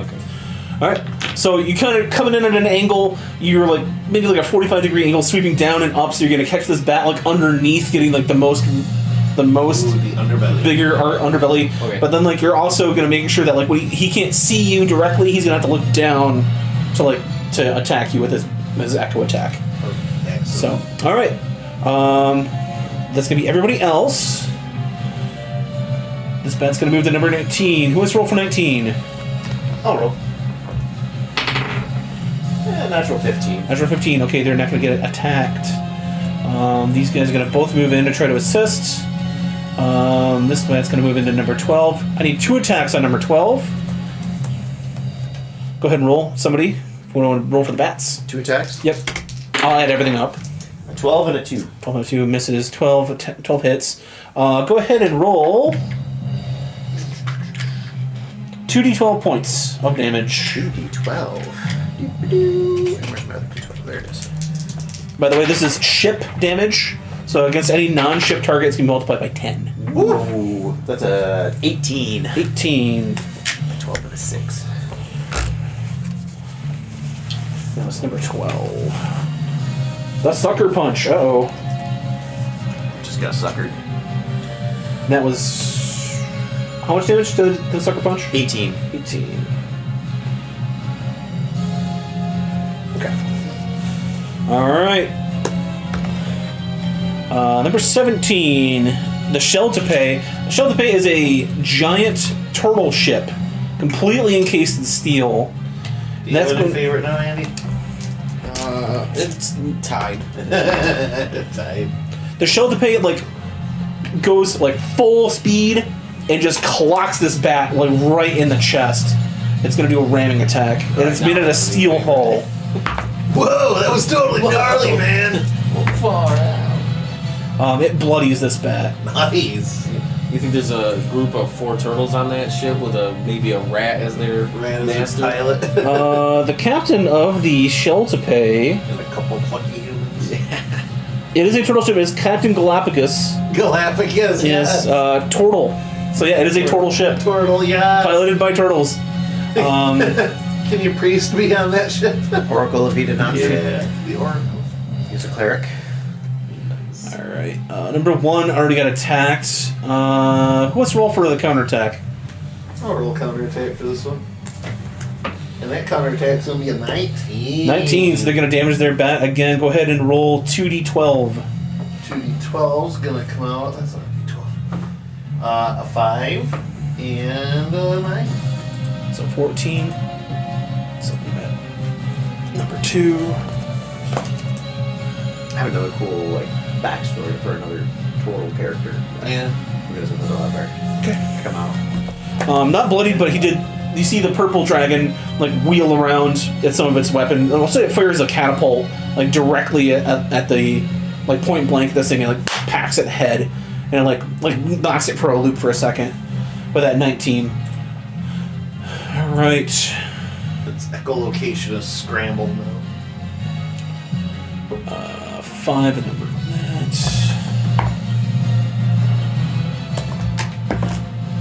Okay. And he's attacked 14. And number 9. Okay, you go back to the top of the order. It's gonna be Jesse. So Jesse, you are a lot closer, 100 feet away. Your target is bloodied. I'll shoot it twice.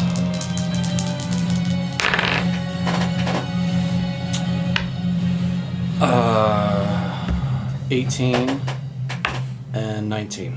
Okay, both are hit. Sorry, natural 18, natural 9, like, was that what you got altogether? Altogether. Sorry, it is a 20 AC. Really? Yes, that is very, very thick hide. Oh.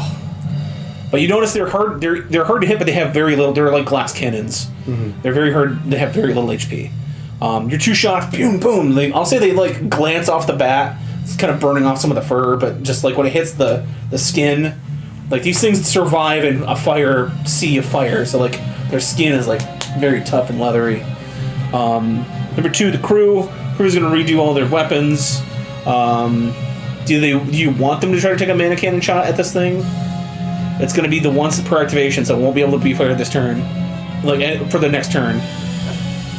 For now, we could hold on to it. Hold Okay. on to it. Yeah. Aye, aye. Micah.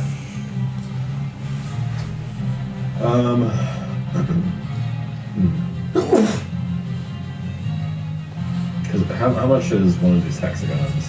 50 feet. Like how big is it? 50?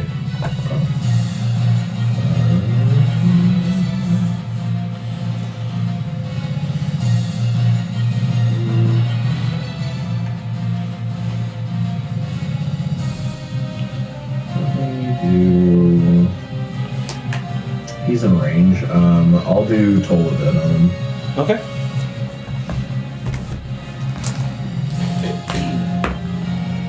He got a nat 2. Okay. So he's gonna take. Oh, I think my computer's taking a hiccup here.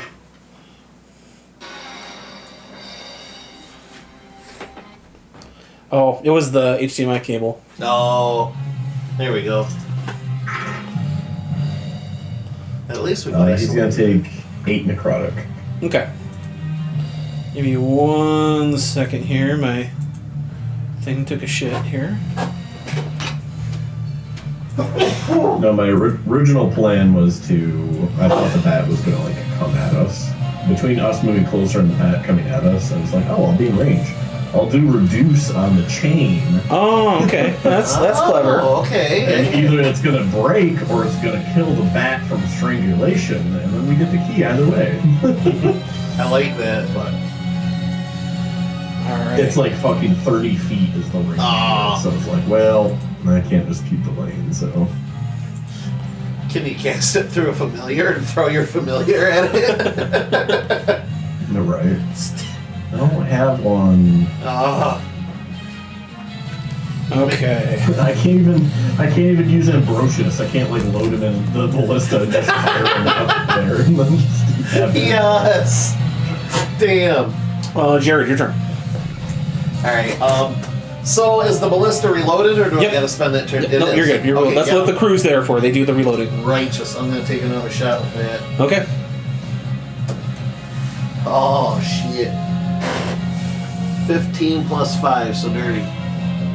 20. Nice. You need a 20. That's Okay, it. Sweet. All right, and then you said the 3D, or yeah, 3D10, right? Yep. Okay. Yeah, done. Breather. That's a 9. That's an 8, and that's a 6. 23. Thank you. That shot sails right in, right through the chest. So you see the bat like sort of like flapping away. It hits the rock there. Okay. It sort of like lays like splattered against that rock. That's going to activate their turn. They were waiting for somebody to kill that bat. I'm gonna go whoop. You see the Enigma Chaser zoom right in, and they're gonna try to grab that chain right off the dead bat. Can we tell our crew that was holding on the mana cannon? You want to try? Yeah. Fire on the Enigma? All right. That's why we held it. 9. So you see this giant burst of light come from the front of the ship, and it carves a. I'd say it carves a line out of the asteroid, but like it doesn't. The Enigma Chaser just twists in a way to like avoid the shit, like avoid the shot. The announcer's excited. Gory's like, that was quite a shot. Oh my, yeah. Gory, the commentator, is very like calling shots left and right. Like, oh, that's 4 dead there. That's 3. Oh, they got a bat there. Oh, you know, he's trying to Time of his life. commentate as hard as he can. We have Minor and then Andy. So you guys see them trying to get that chain, like beat you guys to that chain. Gonna harpoon the fuck out of him. 16? A hit against what? Well, the Enigma Chaser? Yes. Hit. And to grapple them. They are smaller than you, so it's going to be a 12. 12, huh? Same roll, the same thing. Oh, that's a nat 20. Nice. As soon as I'll say that, like, let me give them a dex save. Nope. As soon they had a guy like leaning out ready to mage hand that chain, and it jerks them back so hard he hits the deck and then he flies off the ship.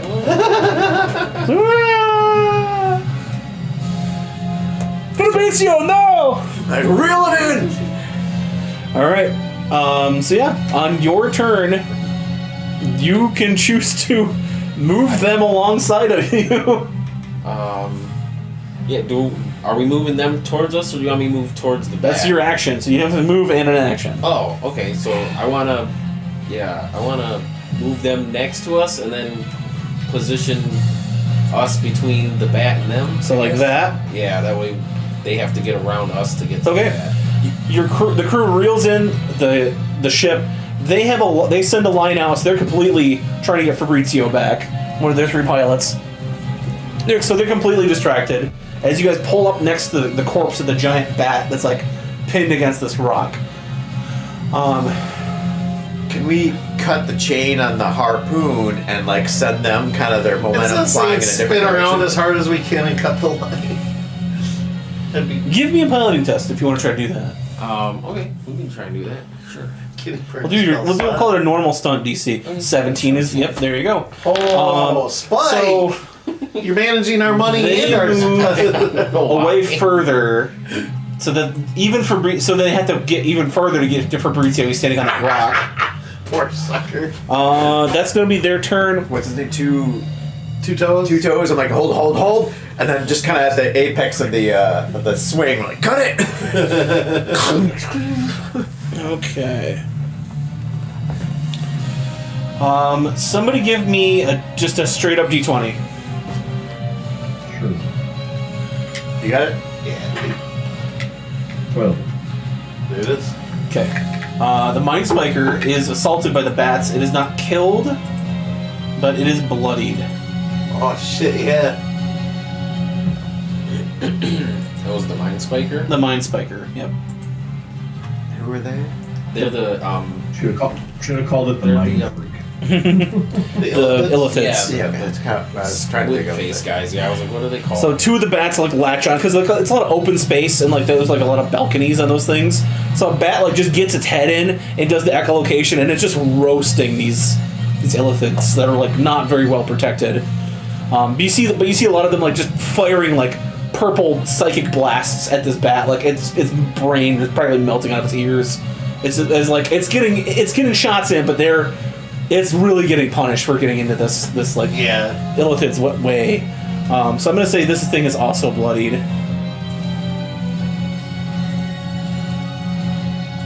There we go.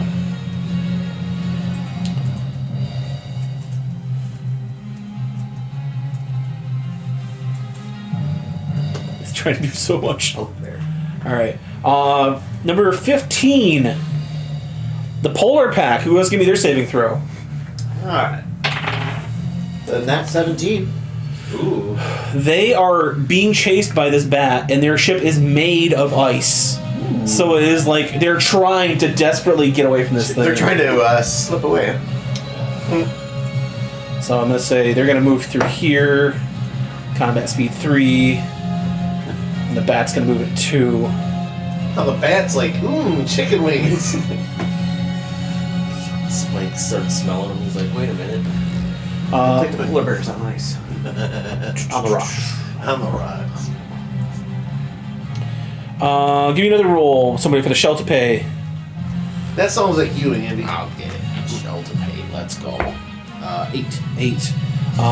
They're firing their cannon at the bat, but it's just not. It's their ship is like slow and lumbery, and they have like good like weapons, but it's just like the bat is just like it's a bat in space. It's fluttering fast. They're a ramming ship. Clearly, they nailed that the first time.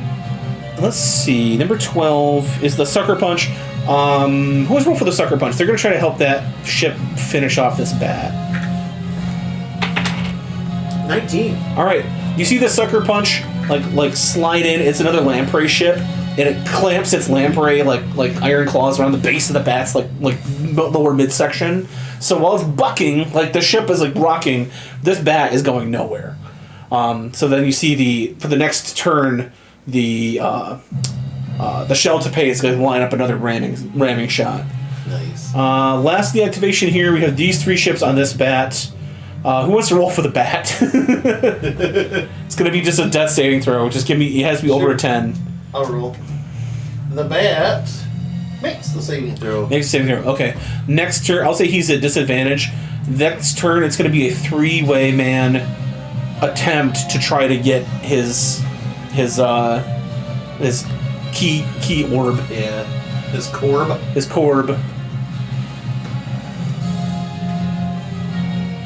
So I'll bloody him up.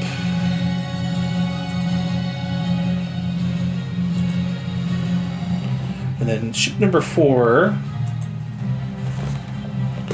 the Thunderstar.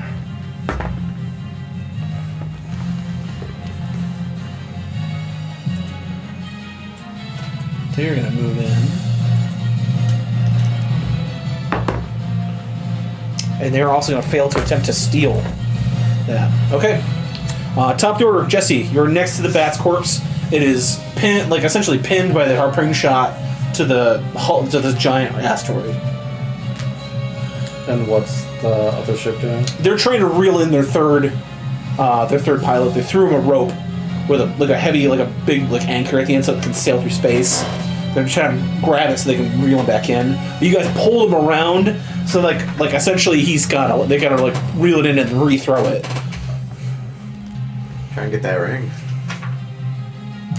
Can I shoot the rope? If you'd rather give them a bigger disadvantage than to just get the orb, I will let you do that. What do I have to do to get the orb? Just climb on the bat and grab it. It'd be an athletics check. Athletics or acrobatics? I'll make it a little bit more difficult if you want to do acrobatics. Okay, I'll do acrobatics. Okay.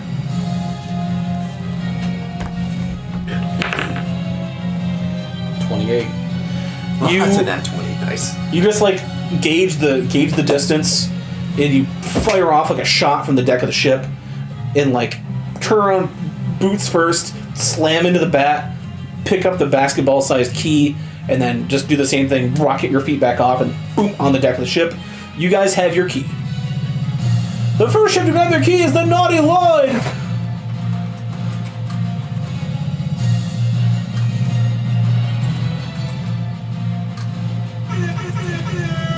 There we go. Looks like the Enigma Chaser tried to steal that key, but they're currently trying to reel in one of their crew members. Number 2 is going to be the crew. They're going to just reset all the weapons. 3, Micah.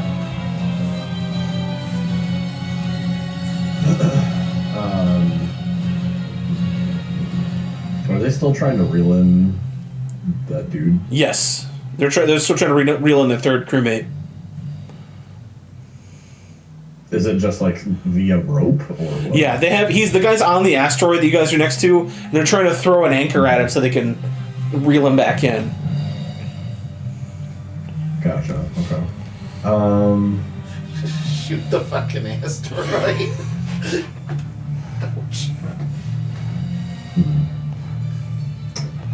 Well, which gate do we head towards? The red or the blue one? Completely your choice. What color is the Oh, orb? okay. We just need a key to go through. Okay. Yeah. Okay. Oh, okay. There's 2 different events. You're going to pick one. Gotcha. I didn't know if it was a right, wrong answer or just Nope. 2 options. It's just an A and a B. Hey. John's got a smirk about it. So it does mean there is a wrong answer. Uh-oh. Interesting challenge A, interesting challenge B. Yeah. You're not gonna get punished for anything yet. Yeah. We're closer to red, right? Yeah, we're just like 4 squares away from it. 5, 4, 4. Well, 3 actually. Never mind. So we I can can't get, count we tonight. can get there. Easy enough. Okay. You can get there. I'll look at this spell real quick. Yeah.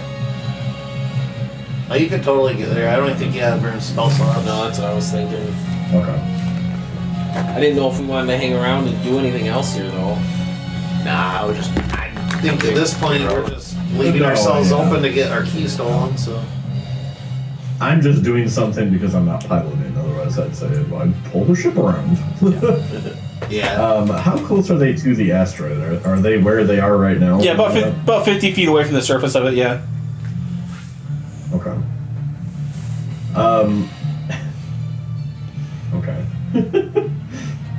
I'm gonna do Spark of Life, which is a necromancy cantrip. Basically, I just send a quick jolt of necromantic energy at something dead within 60 feet. That would be the bat. It comes back to life for a few seconds to attack something. I'll just have it attack the crewman who tried to fucking steal our fucking key. Okay. I guess. I was gonna say their ship, but no, they want to be that far away from it, I guess. So No, that's cool. The bat splattered up against the asteroid. All right. Anyway, so yep, he does. He goes and he attacks. So Okay. ruthless. I love it. Fabrizio gets a nat 1. Okay. So behind Fabrizio, you see the. Oh, go ahead. Describe how the captain brings the bat back to life. Well, is the bat large or huge? Oh, it's huge. It's 100 feet long. Okay.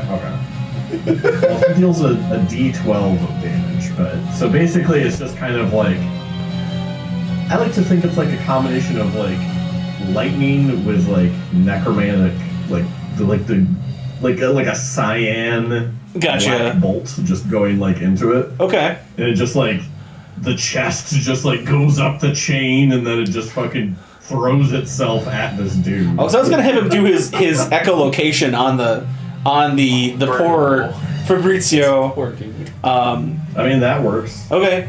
You pump this giant bat full of necromantic energy, and it like flitters, and you see like it crawl toward Fabrizio, and it's like trying to figure out where it is, and it cocks its head and just and this giant like echo wave of fire comes out of its mouth. And you see Fabrizio like waving, and then he turns around and just giant wave of fire, just ash blown out into space. Nat 1 on that roll. My Who wants to roll 2d12 and multiply it by 10? I got it here. I hope this ship gets eliminated or something because they are going to be gunning for us. Shit. We already pissed off the They're going clowns. to be pissed. 2d12, what? What's your result? 7. 70 points of damage. Yeah, he's done. White just completely like turns to ash, and then the back collapses on like the ashes of this. And you hear, "No, mamma mia!" Yeah, he doesn't even give a shit about Fabrizio. Elmo Villaquix is very upset. The Enigma Chaser just trying to reel in his buddy, but no, they're completely over. They're fraught with sadness. Jared, number 4. Alright, gosh, is there really anything that I could do? Fuck with them more. Could I assist Spike with movement, maybe? Yeah. Alright. Go ahead and give me one of those Yeah, DC 15. I'm gonna go to the front of the ship. I'm gonna do what we said earlier. I'm gonna put a chicken wing illusion just in the front of the ship toward the red portal there closest to us. Okay. So you want Arcana? I rolled a Yes. 12 plus 6 is gonna be 18. There you go. So you're gonna have a plus advantage on one of your rolls on your turn there, Eddie. Jesus, I feel so bad for this. I mean, they did try to steal your key. They did almost try to condemn you to a fiery death yourself. So Fair enough. it is your turn, Andy. Yeah, I don't Alright. feel bad for shit.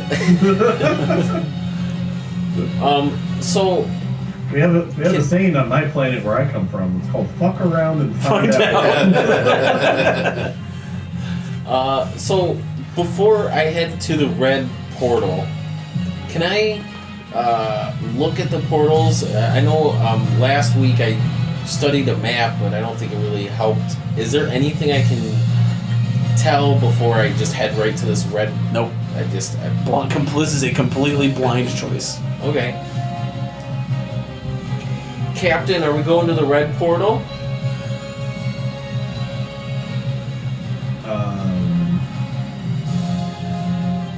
I thought somebody was told something about these portals. A cryptic thing that made no sense at the time. The only thing I really had written down was the comet is smiling, chase it. Yeah, chase the smiling comet. Yeah. I have written down. Does anything appear to be smiling? You know what? Take a look. We'll do it this Alright, way. I'll take a look. What I got here. Whoops. 14 would that be perception? Yep. Plus 4, so 18. You do have advantage, so let's say even with 18, you don't see any comments. And I have advantage. You have advantage, so you can roll again. Let's see. Whoops. Is that a 15 or a 16? 16? 16. So plus 4 is 20. Hey, Okay. what's that thing over here? You see behind one of the rocks. You're on select, I think. The hand tool.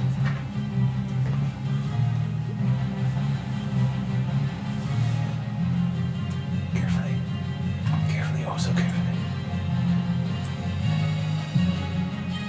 Behind this rock,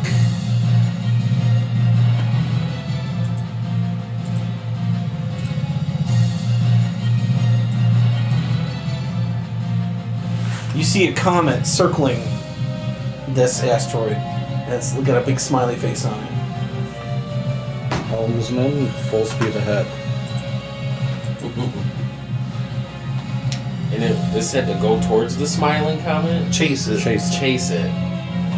Captain, is that what we're doing? Chasing the comet? I guess. Okay.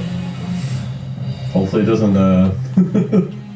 Hopefully it doesn't screw this opportunity. Alright.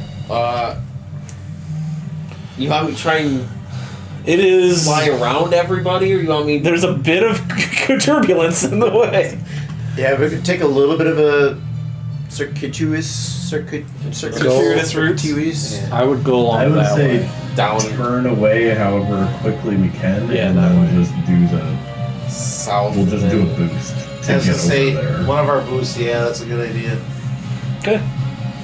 Okay, you want to use one That'll of cut down on this extra turn. the big boosts? Yeah, Or so 9 spaces. 9 spaces. Yeah. Okay. All right. So you want to do like a 9 space, like around these people? Yeah. I would go along the bottom there. Yeah, I'm thinking and then just up yeah, between right the on the between the bottom. two. 9, 10, 11, 12. I can get you right here. Perfect. Punch it.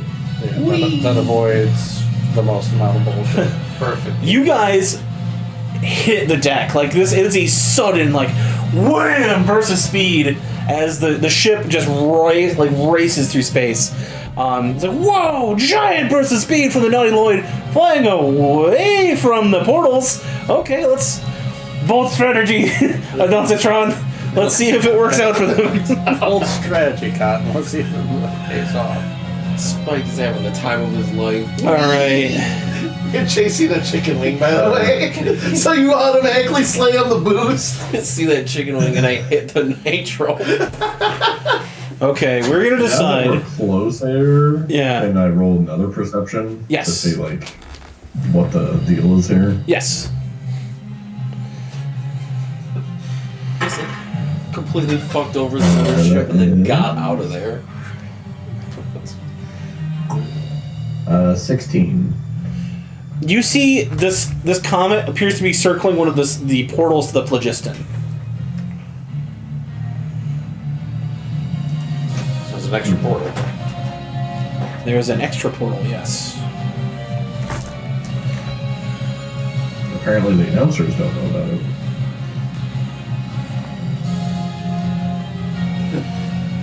Everybody turn off your flames.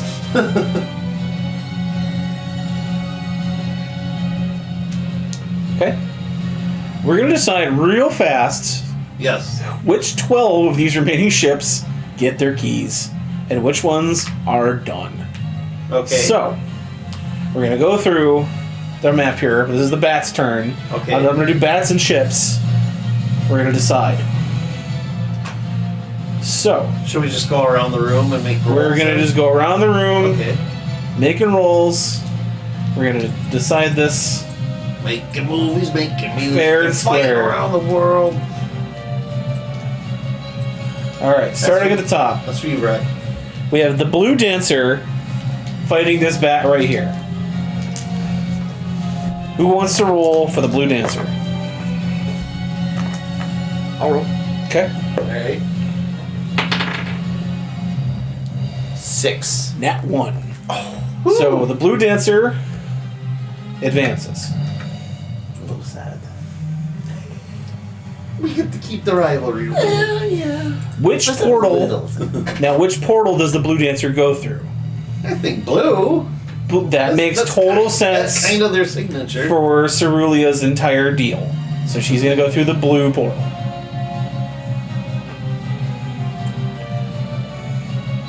Blue. Done. Alright. Number 5, the Shadow Wing. What's the roll for the Shadow Wing? I'll roll Shadowing. They got a 10. Nat 16. Shadow Wing is destroyed.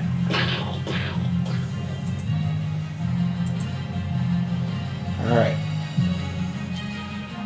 Number 13, who wants to roll for the Racing Ship version 2.6? The logistics. If those are the robots, it seems like Jesse? up Jesse's alley You're there. gonna roll for your fellow robots. I'll roll the robots. Alright. Autobots. Roll. That's gonna be a disadvantage. 11. Okay. The robots secure the portal from this bat. And they're gonna go red or blue? Red. Red. Red robots. Red robots.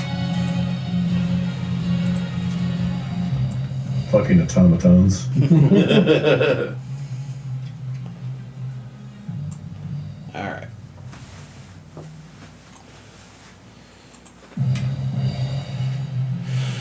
Okay.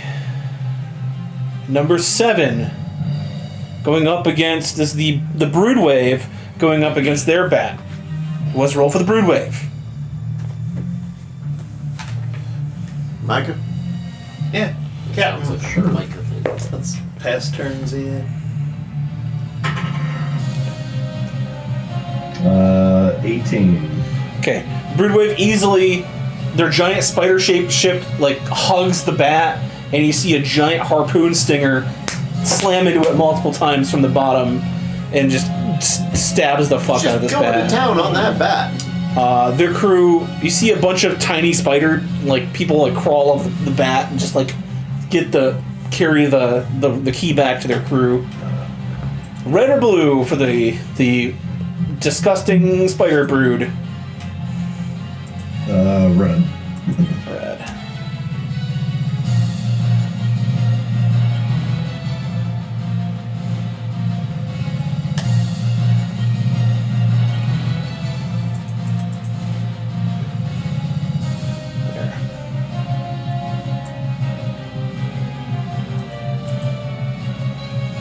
Okay. We got the two-way double attack here. The sucker punch and the shell to pay. And he's got the shell of bay. Yep. I'll do the sucker punch. Okay. Alright, Turtles, let's go. Turtle. Oof, probably not. You have advantage because you're your target's being held still by the sucker punch. Okay. You like back up and slam again, and you take the top half of the bat off. So it's just attached to your ship. Which portal does the shell to pay fly through? I think they're gonna do blue. Blue. That's right, the turtle is a predator today. I mean, All right. Apex predator. Sucker punch rolled a 10. How very neutral of you. tell my wife I said hello. What drives a man to become so neutral?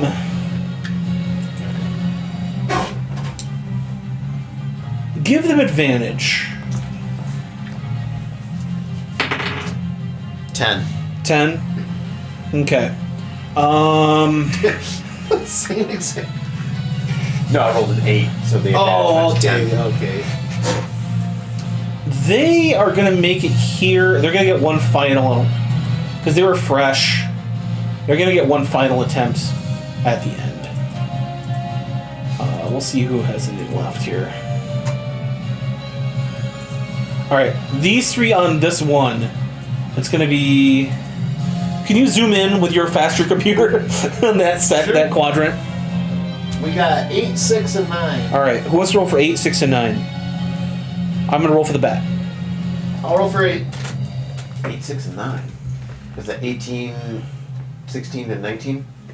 Yeah, This is- you gotta add the 10 with the digit. Oh, okay. I thought that was their AC or whatever. Nope. So 18, 16, and 19. Then. Okay, 18, 16, 19. Sorry. Okay, I'll roll for 18, the Space Vikings, right? Yep. Okay, so they rolled a 13. Okay. Who am I doing? I'll do 19. Roll a 15. So between you is the Vikings. Mm-hmm. Who's gonna roll for the last one? Oh, the last one. That one. That one. Okay. Ooh, Last one is gonna get. What was the other ship there? The number. 18 rolled a 13. No, who wasn't being represented? Oh, we had 18, 16, 19. So 16 wasn't being 16 represented. was 16. Yes. Your would-be assassins, the Swamp Terrors, get eliminated. Oh, too bad, so sad. Don't let As your the- loss bog you down, boys. The giant bat takes them out along with each other. Now. Perfect timing, like There's one key between these two ships. It's gonna be either roll off between those two as they fight for the key. 18 and 19. That's me. Alright, dude. Ooh, 15, 12. The space Vikings Vikings make it out alive. Thraxus's horde, the lazy dragon, does not make it to the next section. What portal is the Thor's will gonna take? The deep blue sea. Blue. Okay.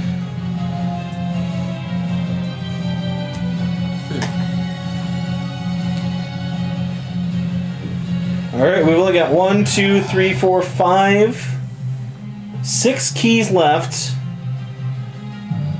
It's going to be the same thing with all of these boats here. They're all going to try. We're going to do groups now. Whoever rolls for 8, it's going to be disadvantage.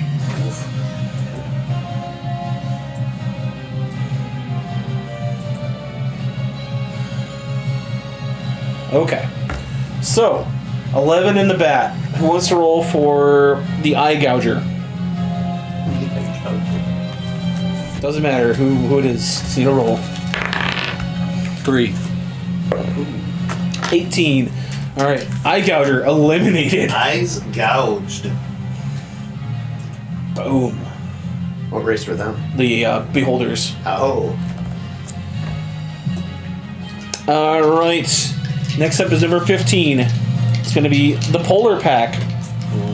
Who wants to roll for the space penguins? Like I did last time. I'll do it. Yeah. We're a top 18. 16. You win. They miraculously are able to steal and evade their captor. Which portal is number 15 going to go through? Red or blue? Stick with the blue. Okay.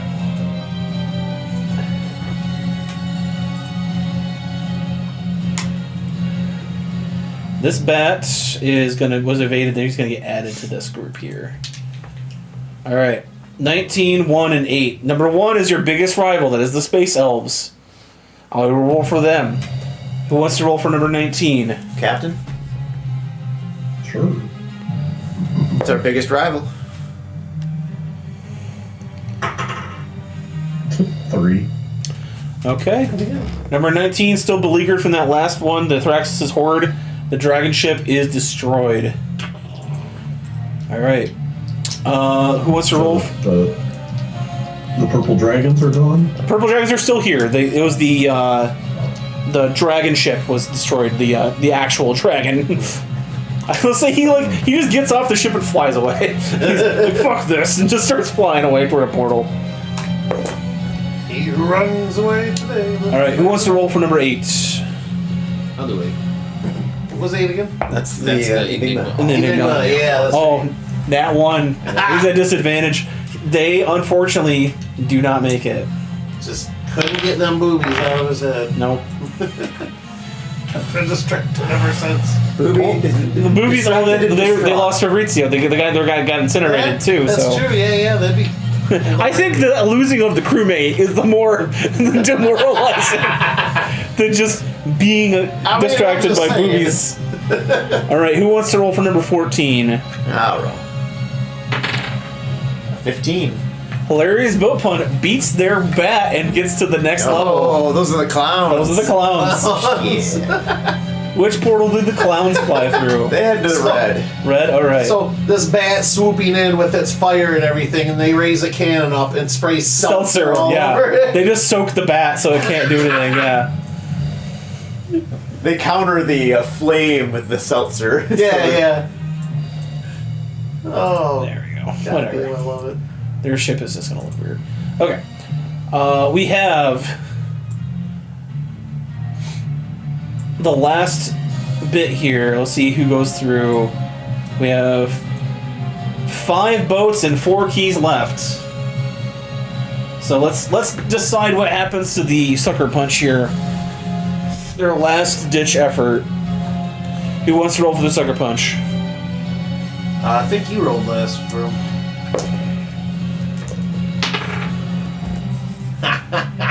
Natural 2. Natural 17. Unfortunately, the sucker punch is destroyed.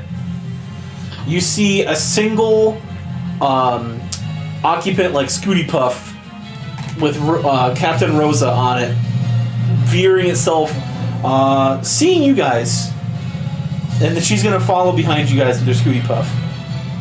So you have a Scooty Puff Jr. following you into this swirling phlogiston void. Which one was the sucker punch? It was the lamprey ship.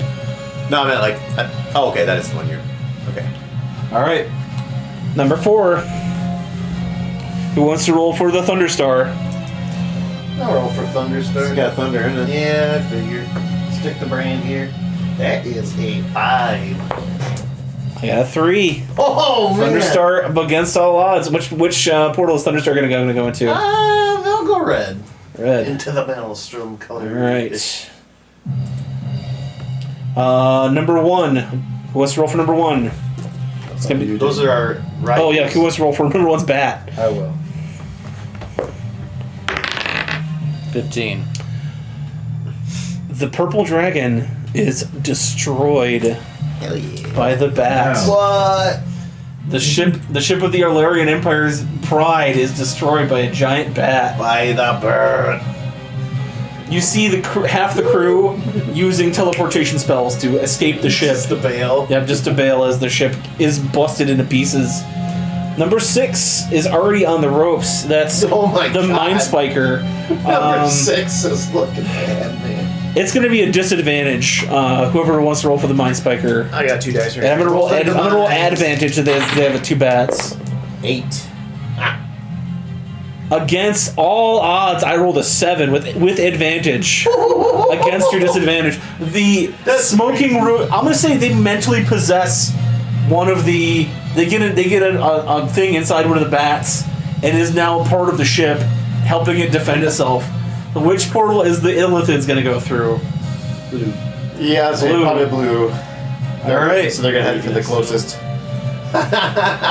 Wow. Okay, and then is number 10.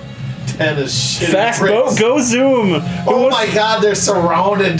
They're gonna be a disadvantage. Who wants to roll for a fast boat, go zoom? Andy or Jesse? Disadvantage. Nope, just straight up roll. 8. 4 to 5. Oh, The my goblins God. pull it out. Where are the goblins gonna go? Number red or blue? Red. Okay. Fast ship, go really zoom.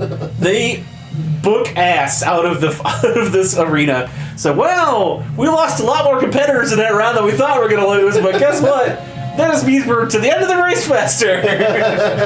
3 unclaimed keys. 3. The bats are just swarming around, like picking off crew members of boats that are still floating in the space. It's like seeing bats pick off moths in at the night sky. As you guys zoom in toward this comet, you follow it around. It does a circle, and then it flies into the phlogiston sphere, or into the portal. And I didn't upload it. Oh well. We'll use the nebula area map. How about that? The nebula.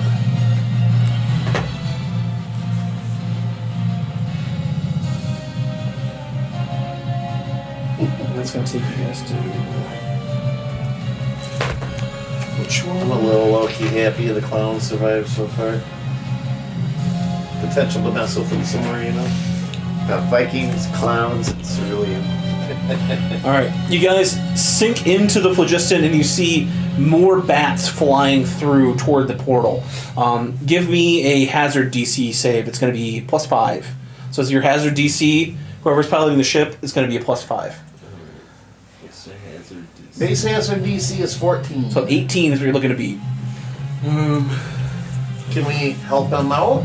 Not for this first one. This is your first. Everybody's through the portal. Okay. Okay. Do you have any? I have an inspiration. I would use your I'm gonna use inspiration. Inspiration. All right. Let's try again. Oof. Okay. 2 nat 1s. Oh my God. All right. So the AC of the ship is what? 17. 17. And what's your guys' HP? Our HP is 300. All right. DT 15.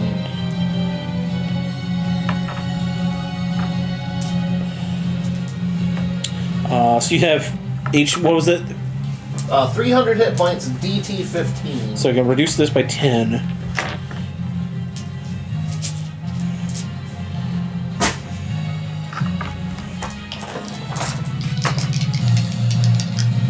Alright, you're going to take 2 points of damage to this first hazard. So you guys are 298. as just fire just like erupts onto the ship, and then that fire triggers the phlogiston fire. And it's just like the deck of the ship is an inferno right now.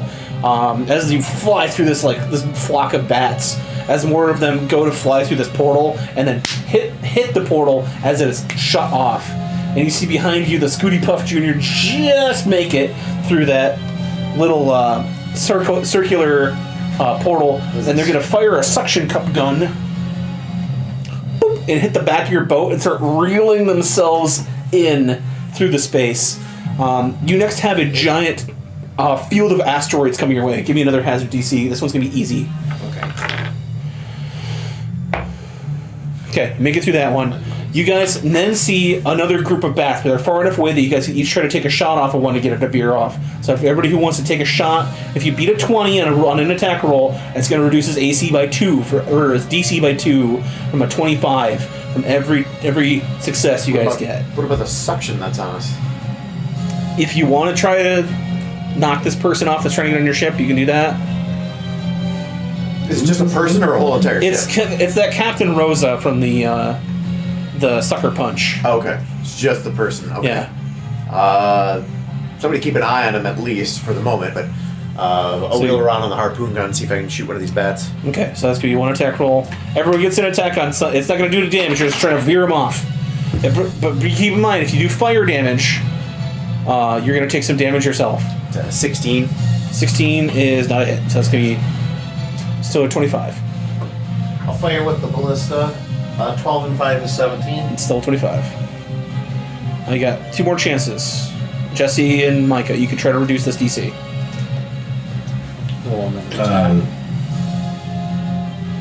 So are we just doing straight up attacks, or do we have to use one of the weapons, or what?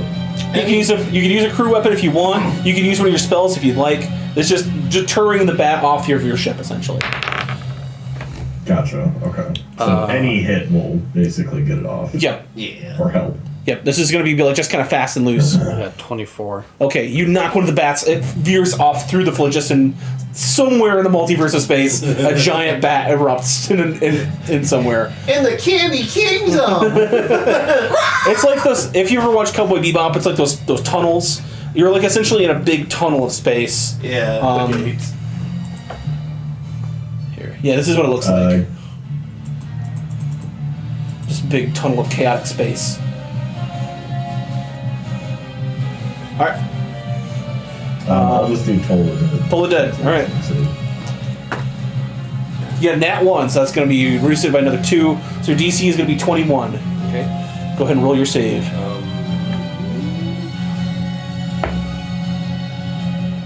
I believe +4 plus your bonus. So if you're casting a spell. Yeah, so... like if I'm casting a spell? Yep. It's +7. Yeah, +7. Alright. So 21, 22. Yeah, you make it. Alright. You're able to find like the one spot of no fire after Micah and Jesse knock their bats aside. You fly through that section, and now you see just a hailstorm of smaller asteroids coming your guys' way through like another pit of this chaotic, this churning space. It's going to be a stunt DC. I'll say. Base stun is 12. I'll say hard. So that'll be a +8. So it'll be another 20. And once again, if you guys want to try to assist, it's going to be a DC 17 to try to get his add a +1 bonus to his check. This guy's just trying to blast these things out of the orbit. Okay. So basically repeating the last round. Yeah, but it's a lower AC. It's 17. At 15. Okay. 17. So that's +1 to your roll. Alright. I burned an inspiration and got 17. So that's +2 to your roll. Micah, what'd you get?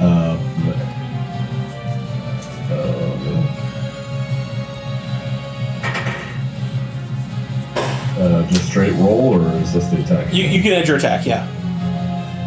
Okay. Then that would be. Let's check what my spell attack is here. Number to beat is a 17.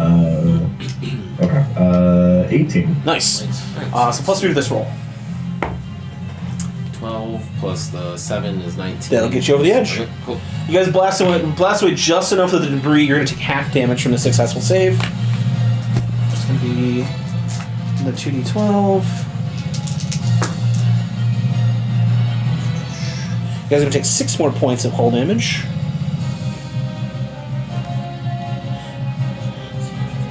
And you can see another white light at the end of this. It's been like a chaotic 5 minutes of you just trying to avoid everything. You see breach through the side of the phlogiston, no shit, a giant 200-foot long white dream whale. A subconscious it eats souls from the netherworld. Breaches through the side of this thing like the ocean. You guys are gonna try to avoid this giant fucking whale breaching through the side of space. As this person you see a couple of hands of the spacesuit climb over the edge of the back of your ship, up on the very back portion of the top deck there. All right. Did order some crew member to keep an eye on them, so they should be right See there. Crew members back there. Wanting to be close to, so. Okay, this is going to be a DC 30 to try to avoid this whale. This is be just same as before. Anything you can roll to help. It's going to be, for you guys, it's going to be a skill check or an attack, however you want to do this. It's going to be an 18 DC to try to add to his attack, his roll for the save here. Can I cast anything right now, or is... What do you want to cast? Well, I can cast guidance, but I don't know if that would help. I'll say that would help. You could they could add a D4 to their rolls here. Okay. So you brace yourself, channeling through the ship. You cast guidance. So you guys are gonna all add a D4 to this D20 roll.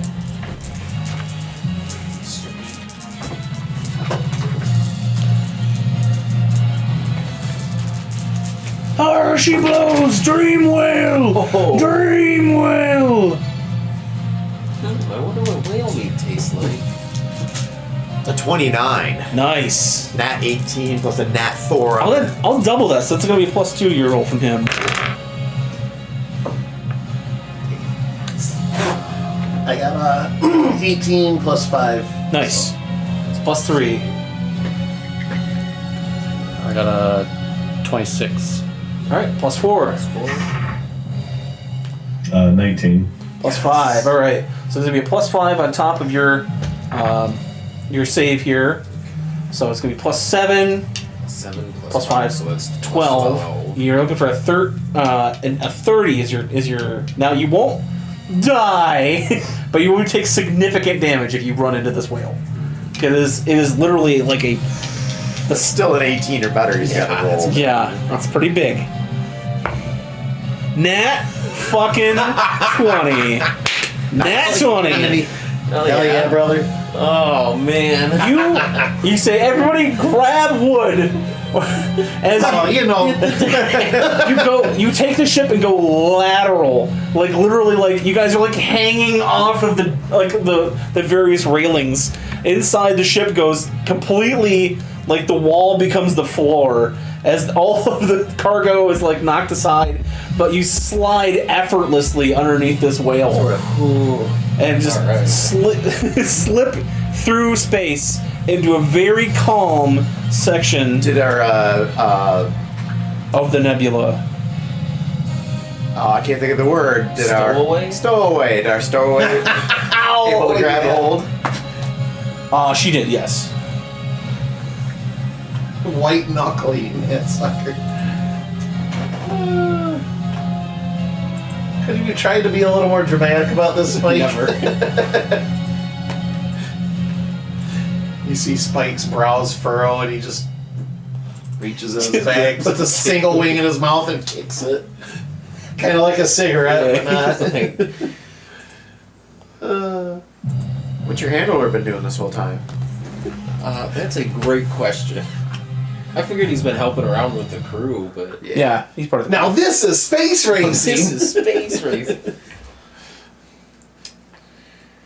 Give it some time to catch up here. What's the thing from Star Trek? I'm a doctor, not a whatever. Yeah. Oh yeah, a doctor, not a barber or whatever. I'm a battle pet, not a pilot. Well, apparently you've earned your wings today. Say. All right. He's your pilot and our bureaucrat. So.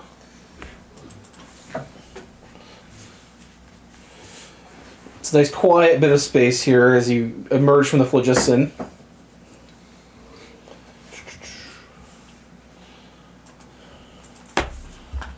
Come on, you can do it. Grab me a quick drink while you're. Look at the spinning wheel of death here as I'm trying to get this to run. Yeah. Good spot for a break. Oh, good spot.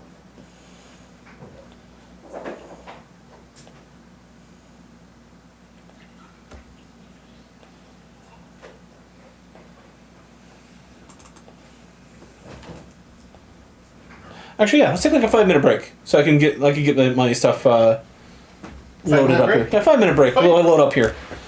Alright, everybody, don't go anywhere. We'll be right back.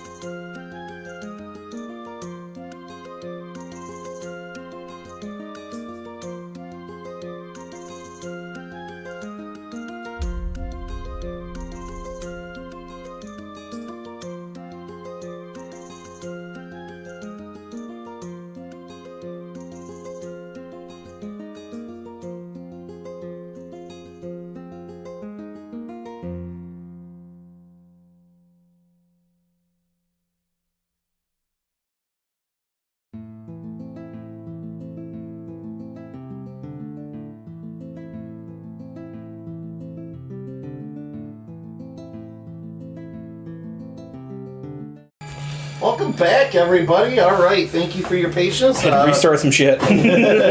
We all needed a little bit of a bio break there too, anyway. But All right. but yes, now we've gone through the phlogiston here, and You guys emerge through this snap in sort of space time. The ship's still skewed a little bit. Not in 360 space. It's not. You have your gravity plane's more or less kind of adjusted now. stamping out fires on the deck. And As you guys emerge into this section here, you see a vast sea of almost fog. You can only see maybe about 50 to 60 feet, like one hex in front of your ship currently. But you do see off in the distance little orange pinpricks of light, like buoys, that are set off here in the space. And you hear this ship, or this booming voice. Oh, it looks like we have one ship that found us. Must be a secret passage through the phlogiston to a further spot of the track. Well, looks like you have extra time now, Naughty Lloyd. Welcome to the Misty Shoals. Your goal here is to find the key hidden in one of the buoys out here in the mist. But be careful. There's not just you out there. Yes, there may be deadly creatures waiting to eat your shipmates out there in the fog. Now, you might have the complete fog to yourself so far as boats go, but you still have to survive. Have fun! And the sort of clicks off. Can I see the comet that we were following? Is that still here, or is that gone now? It sort of winked out of existence when you guys flew into the phlogiston. Well, that was quite a ride, wasn't it? Ah, who the hell are you? Oh, yes. I should probably introduce myself. I'm Captain Rose, the formerly of the Sucker Punch, I guess. Oh, that ship didn't last quite as long as they wanted it to, but oh well. Sounds like former captain. Yeah, that's true. To the brig. To the brig. She kind of looks you over. She sees you. She says, "By my stars!" As she walks over and she pinches your cheeks. And you're getting really weird deja vu. I haven't seen you since you was a little one. And she kind of slaps you. I'm like mussing up my fur again. Like, what blazes are you talking about? Funk! Two fluffy ears pop out, and she pulls off like the back sort of the tail, and a big raccoon tail pops out. It's your Grandma Rosie. Great blue in the sky! What brought you here, Grandmama? I told you I was the breadwinner for this family. Well, but welcome aboard, nonetheless. Who You almost killed her.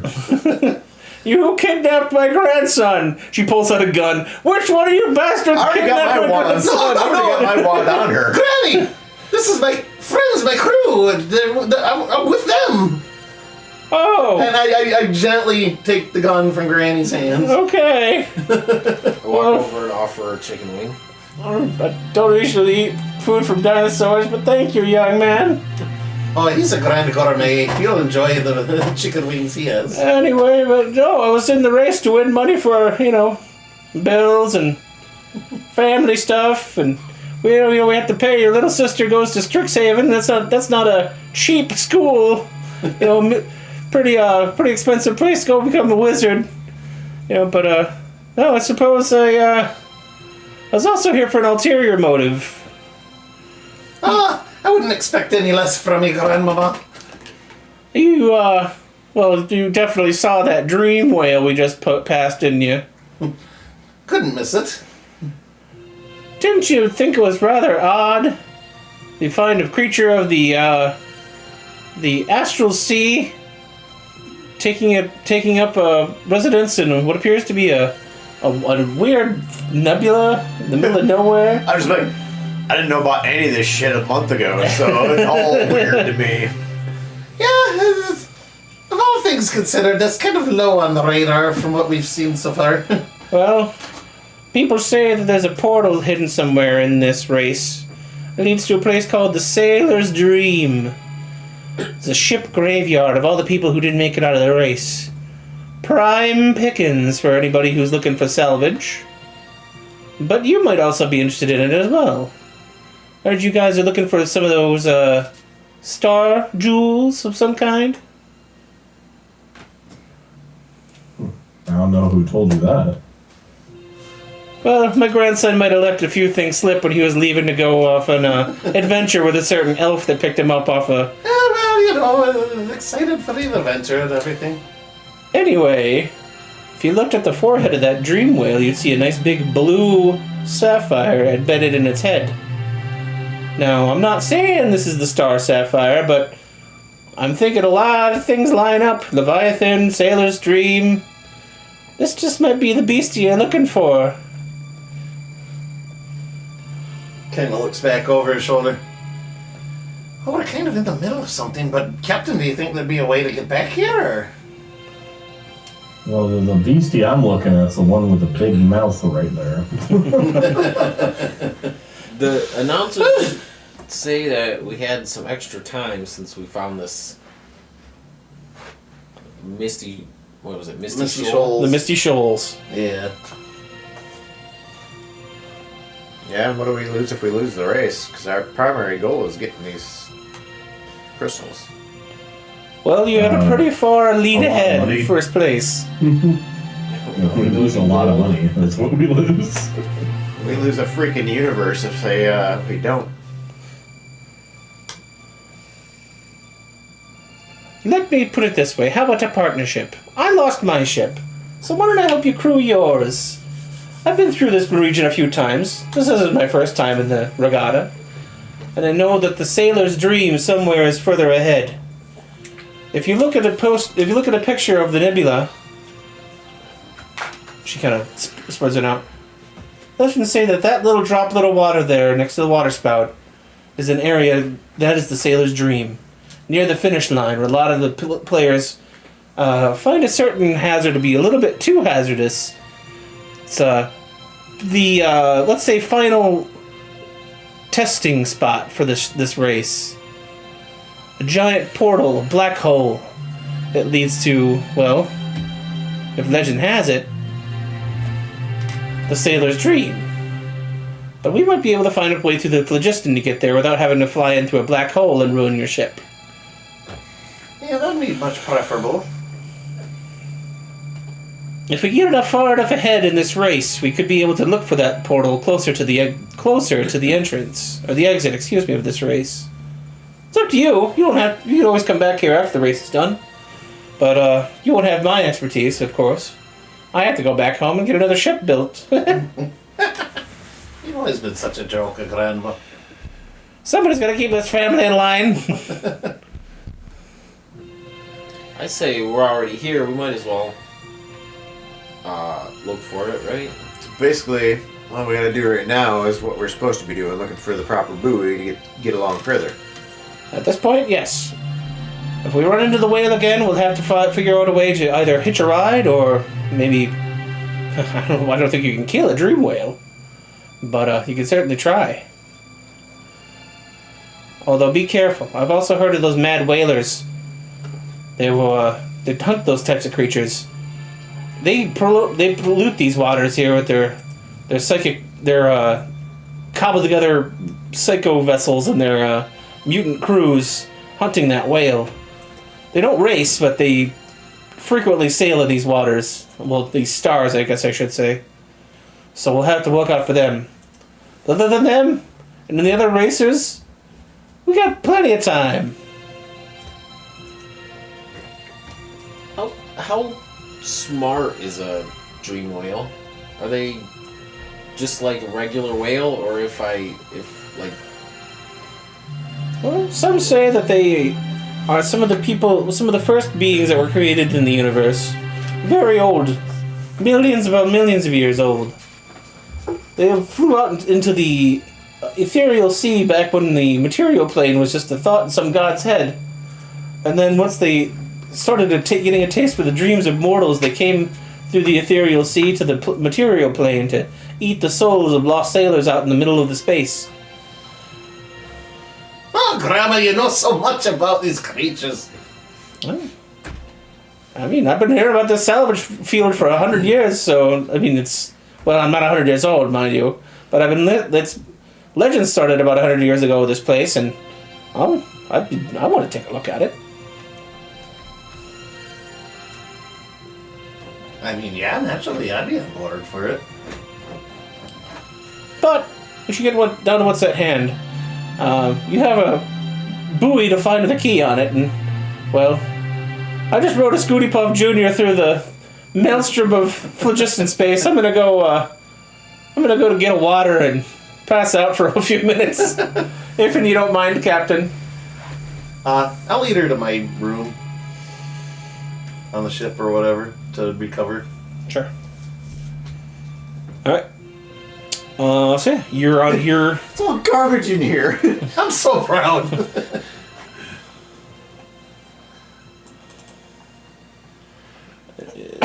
Is this gonna be a Boromir Faramir thing? Yeah. Your sister would have a pile of garbage twice as big in here by now. All right. Maybe some dead fish to spruce up the place a little bit. Or an AON soup thing. There's stew. So here in the nebula. The nebula. This is going to be a bit of a hex crawl Okay. in space. Alright. It's the Nebula Oblongata. Oh, jeez. You're punning in the chat. Whatever are you talking about? Fucked up the straighted part to be the GHT. Or the GH. Orchestrated, yeah. Okay. You guys are. It has been a full day. If you guys want to take a long rest, you can. You know that after this leg of the race, the other races are going to most likely be in the stasis field. So if you want to forego your rest, you can keep pushing forward. We take on. But there is, like you said, there are things. I said there are things in the mist here, so you're not alone. Right, but if we don't take a rest, usually we take our. I'm going to move them ahead a day. So that's if you take your long rest. Well, don't they take a long rest too? Yeah. Okay. Yeah, we'll just stay on par. We won't be Yeah. on Right. an additional I was just advantage. thinking, not fatigue, but No, it is fatigue, I guess. So, but you would take a fatigue. a penalty. Yeah, Yeah. should probably rest. Do we take shifts though to make sure we're not getting attacked by stuff?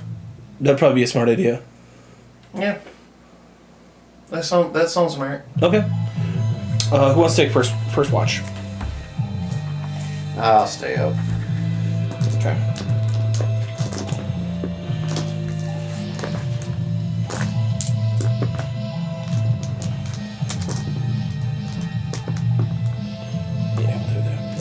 Yeah, I'll rest for first round. Okay. Give me a perception test. Percepzione. Yep. 18. Okay. I'll say with an 18, you'll have the spy glasses out. You guys are able to see. Oh, what's a good? Yeah, we'll use your healing spirit as a buoy. Hey. There's a buoy kind of off to the. We'll say this is the north. Okay. Yeah, top down. Let's see. And there's a buoy here. Now, some of these buoys might have a key, some of them are just buoys. But you know that if there were like a multitude of ships in this mist, this is a combat zone. So if you were in here with other ships, you'd have to be also fighting boats. But out here, it's just creatures. So that's with your 18. Nothing approaches the ship, but you do see two buoys in the distance. As far as travel time in here, I'll give you guys I'll kind of give you the rules of this room while we're taking a rest. It's going to take an hour to a hex because it's like completely murky in here. Yeah. So If you can you can travel faster, but that's going to multiply your encounter rating. There are big things in this mist, and there are little things in this mist. I'm not going to spoil what, but there's maybe one big thing in here. If you make a big enough stink, that will come to hunt you down. Okay. You'll have to find however long it takes you to find the key in this buoy field. It's going to be up to you. So. Okay. Anyway, you take your first rest. Yeah. No big deal. Who's taking the other half? So we're just doing halves? Yeah, it's just going to be 4 hours apiece. Okay, I'll do the other half. Okay. That's fine. Give me a. I'll just point out to you where I saw the buoys. If you wanted to keep your eyes peeled. As can I take my Scooty Puff Jr. out and just kind of do a radial sweep to keep watch? Sure. Okay. Just a straight roll.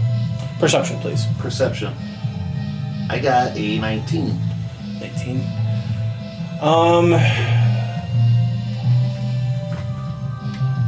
I'll say, as far as threats,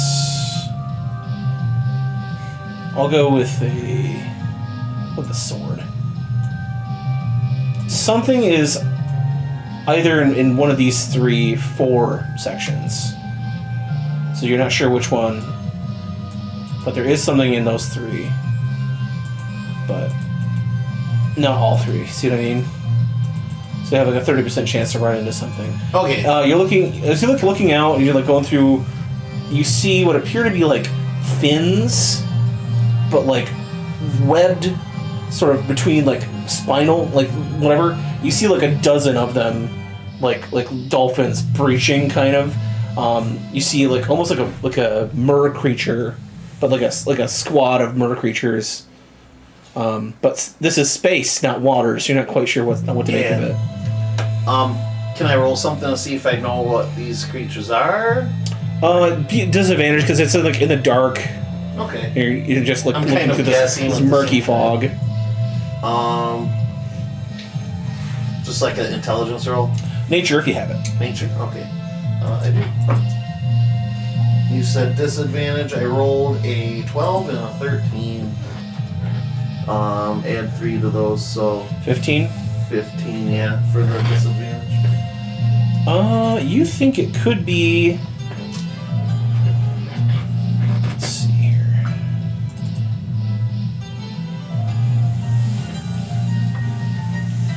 Dude, that's a jazzy theme you got for us here. Thank you.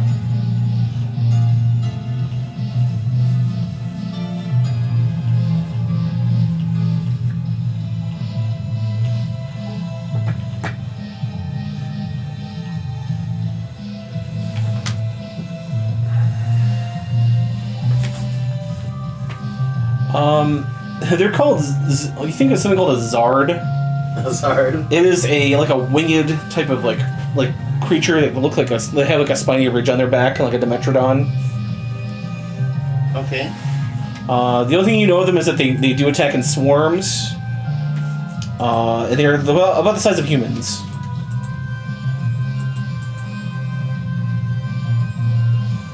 Okay. I'll report that back to the ship when I make it back. Okay, so one of these 3 might have a group of Zards. Zards. Zords. But nothing attacks the ship in the night. Okay. So, it is the next day. You guys are fully rested. And, yeah, the field awaits. Where shall we go, Captain?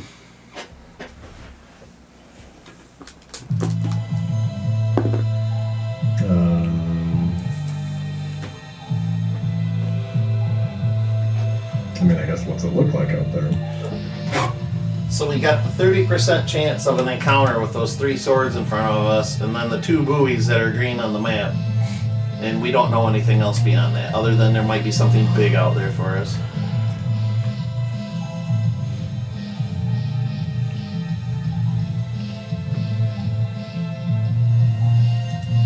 Also, by the way, hello, oldie. Welcome in, buddy. Ellie.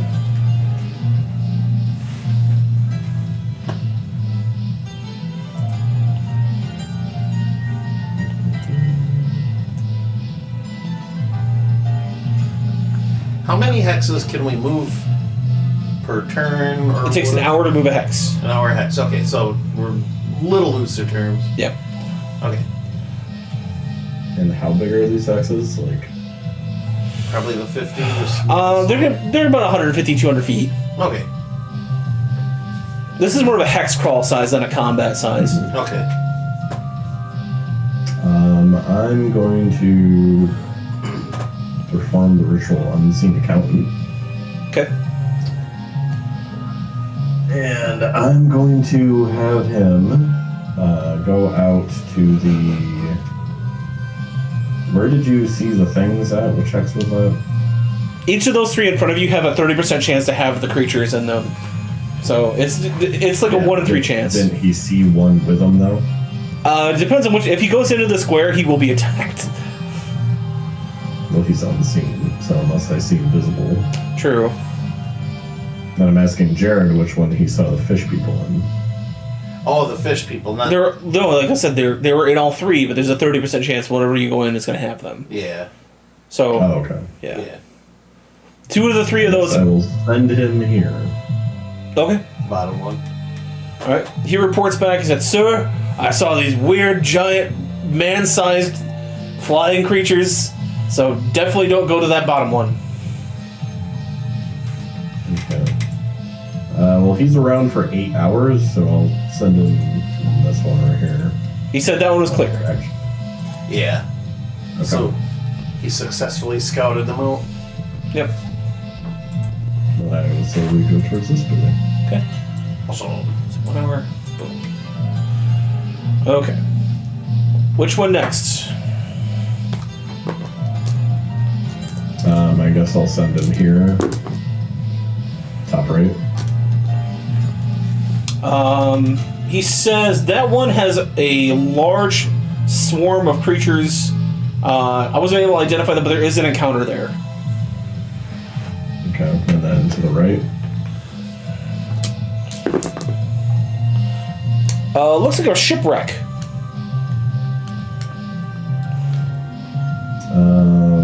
I guess we'll head towards that then.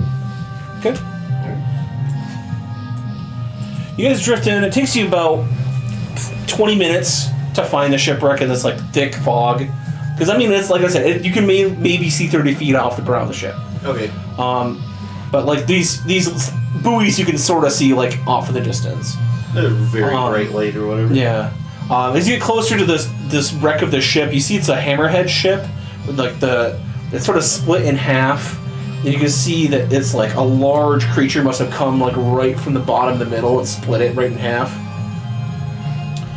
There's some bodies floating out in space. They're like skeletal, but you can see they're in pirate garb. But you can also see kind of floating around like the chests and boxes and just whatever the ship had on it at that particular point.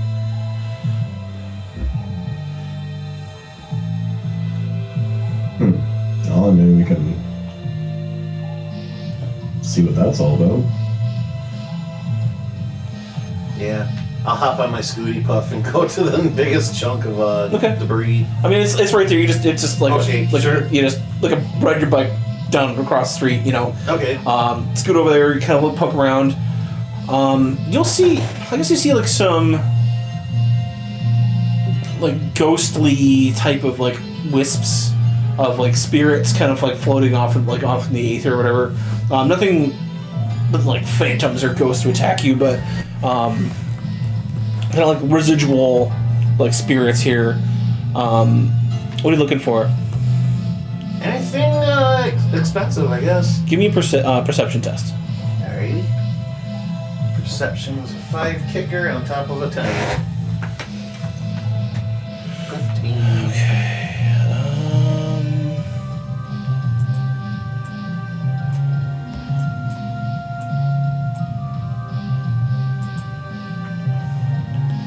Let's see here.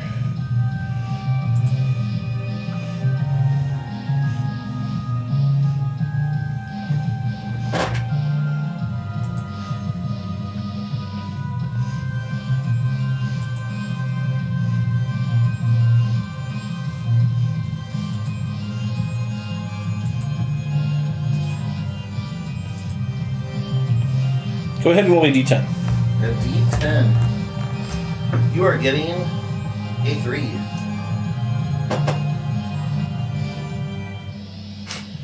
You find 70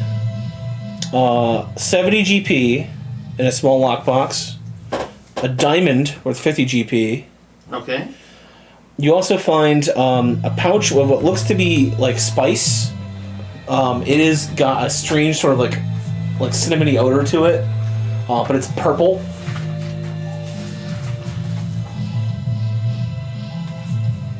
Purple spices. A whetstone, and you see the invitation that you guys had received to this race. It says, "Congratulations, you're cordially invited to compete in the 23rd annual." So this trip's like quite old. If this race has been going on for like 100 years, this is like the 23rd one. And this ship was known as the Fin Chaser.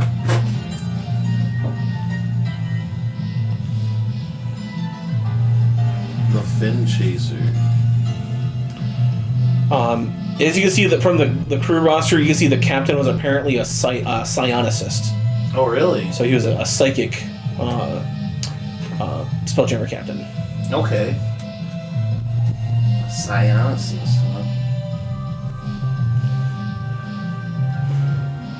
huh? Okay. So anything else to poke around? That's all you find. Okay. You find mundane salvage. You find like moldy food and Stuff. Yeah. you know Stuff he's Stuff gonna eat I'm anyway. not- clothes. Still. Yeah. But yes, cosmetic irrelevant. Those are the valuables that you find. Though. Okay. Yeah, I'll report back and nothing of real consequence. Okay. If anybody else has any ideas. So that's 1, 2, 3 hours down. But no key on the buoy. Oh, we're not searching the buoy yet. Oh, okay. I mean, you can. Do you guys want to go to the buoy? Right there. Was there much left at what we were on? You can try to roll again. Perception? Yep. Let's see, everybody could probably take a dip if they wanted to. I don't know how much is here.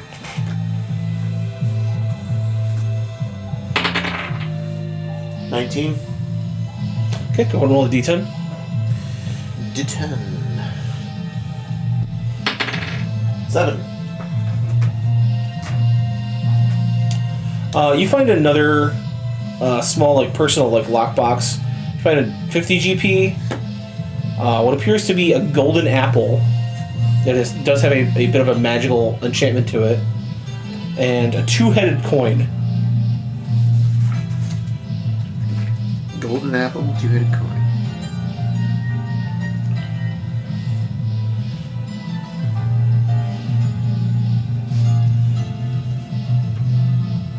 Okay. Anybody else? Can I check it out, or Yeah. is the pilot, am I stuck in the ship? No, if you want to move, if you're not going to be in the pilot seat, you just won't be able to. We won't be able to move the ship. Okay. But that's fine. I'd like to go check it out. 11. Roll me a d2. It's 1 or 2. A coin. Yeah, flip a coin. Odds are yeah. Or yeah, just roll odds or evens. Or that, yeah. Yep. Odd. So 2? Or no, odd would be 1. Oh, you actually find something kind of interesting. You find 30 GP, and you find a small skull with a signet ring in its teeth. Any attempt to try to pry the skull's jaw open to get the ring, it won't pry open. Say it again. A small skull with a signet ring set in its teeth.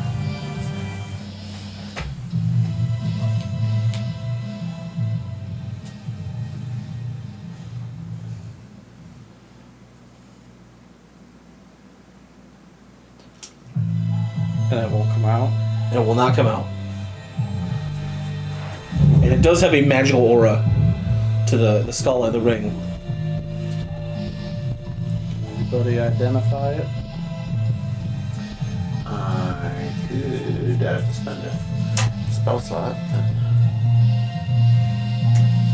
I'm not sure if it's anything, something we need to identify right away, or. Well, probably not. But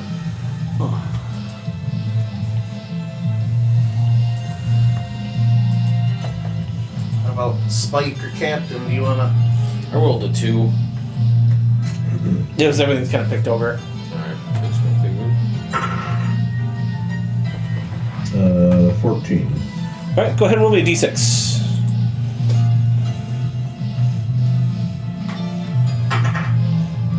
One.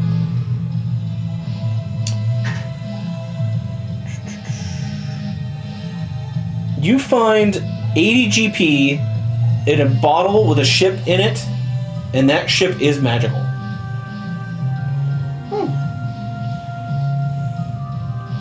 So it's a ship in a bottle, and the ship is magical? Yes.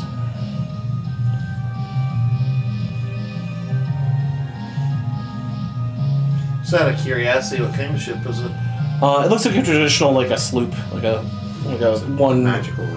like one mast One mast ship. Okay.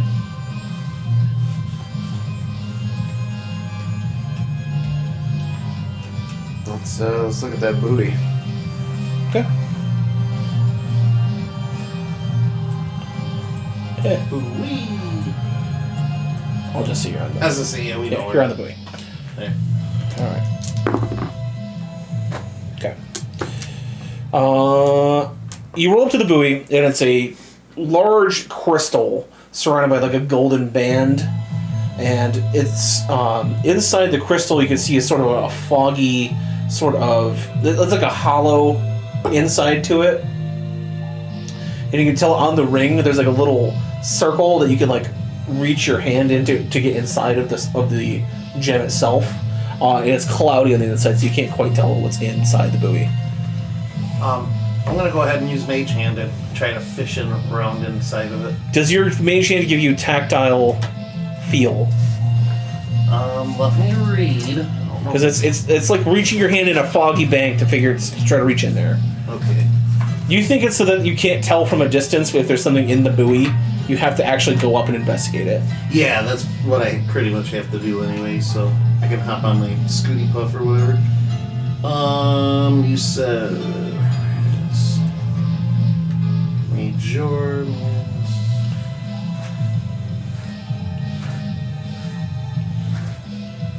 There you go. You can use the hand to manipulate an object, open an unlocked door container, store or retrieve an item from an open container, or pour the contents out of a vial. It doesn't say anything about tactile.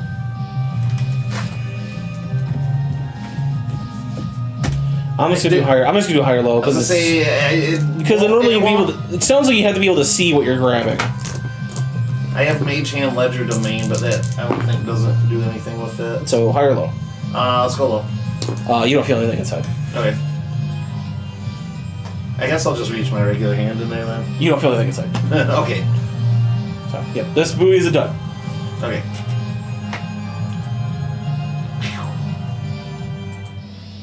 Well, we gotta move on. Nothing here.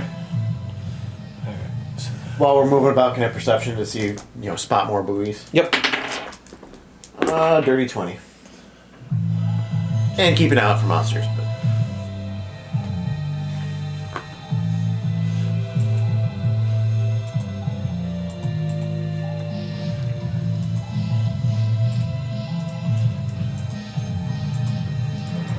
One right there.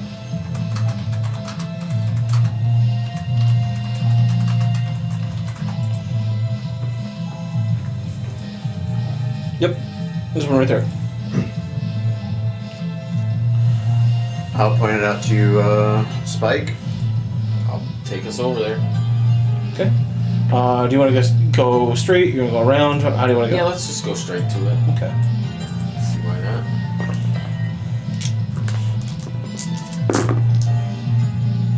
Okay.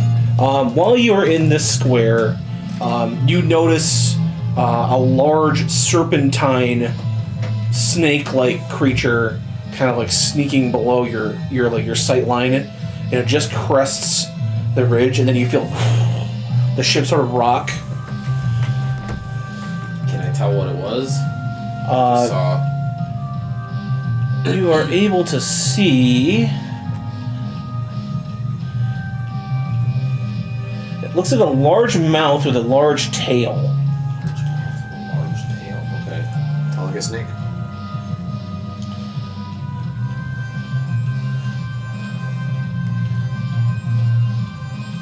I will show you a picture of this.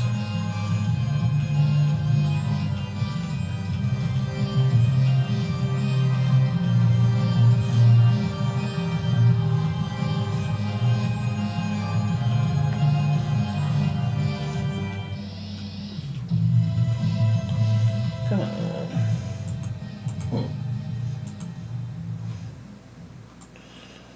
This is what it looks like. Oh, jeez. Big mouth, just spheroid type of body, as it bobs up out of the mist and knocks your ship like kind of off to the side.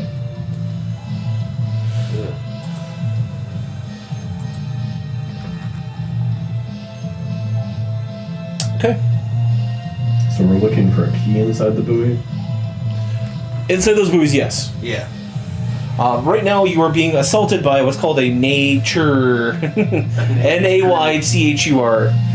as it sort of hits the side of your ship. It's gonna roll.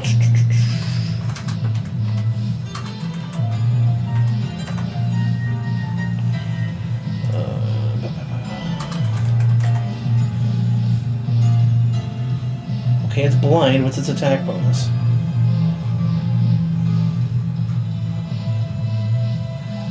Whatever, out of 6. What's your guys' AC? 17. It doesn't breach, but it does knock your ship aside real hard. You can see that this thing doesn't have any eyes. It's just sort of pounding against the side of your ship, trying to get inside. Our AC is 17. Yes. Yeah.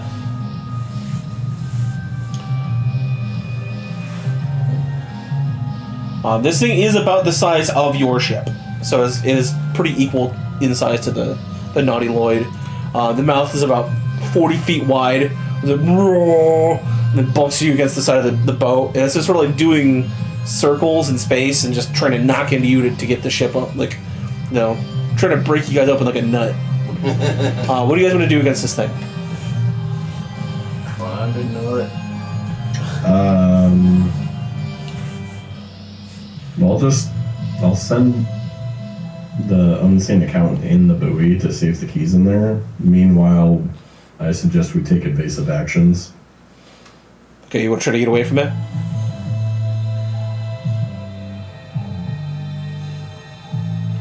Yeah, who knows what else we have to fight, so no point. Okay. Okay. Go ahead and give me a stunt. All right. We're gonna do easy. So it'll be 15. 7. What was it? 7 plus my plus 4, right? Yep. What was it? Okay, so it's, 11. Okay. It does not. It still is following you. You can try this until you get a success. Then you can try a stealth roll. So you're gonna try to get away from it, then hide. Okay. Let's see. Knocks against you guys again. It does break your AC. It's gonna deal 11 points of hull damage.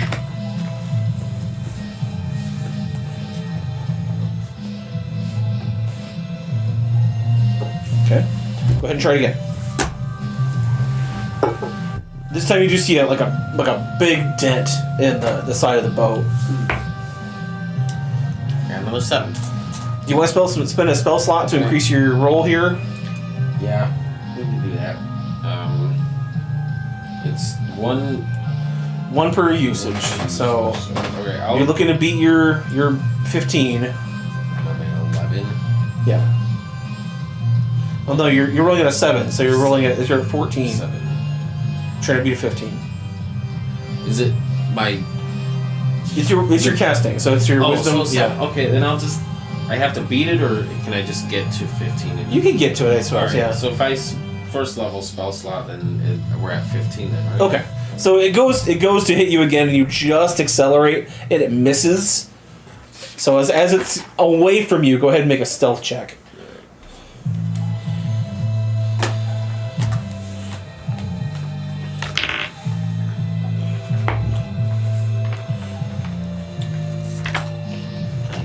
5. That's enough.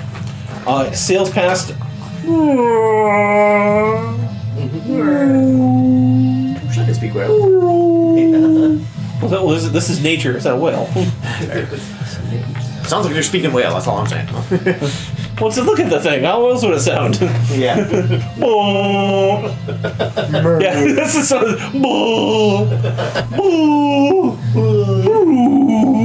Then yeah, it misses you guys 4 times and sinks back.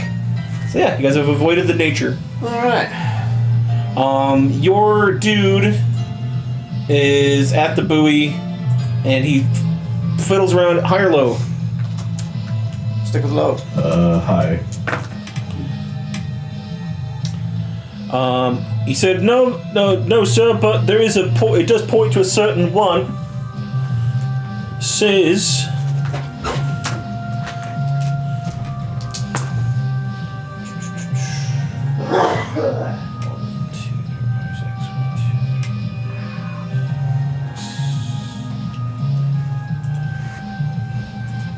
There's one out that way. Says it's got a higher chance of having one. Roll inside. Over which way? Way north.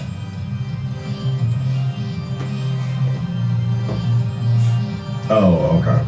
Yeah, way up here. You said each hex is an hour, though? Yeah. Well, you can accelerate with this thing and make it go faster, but it might catch the attention of creatures.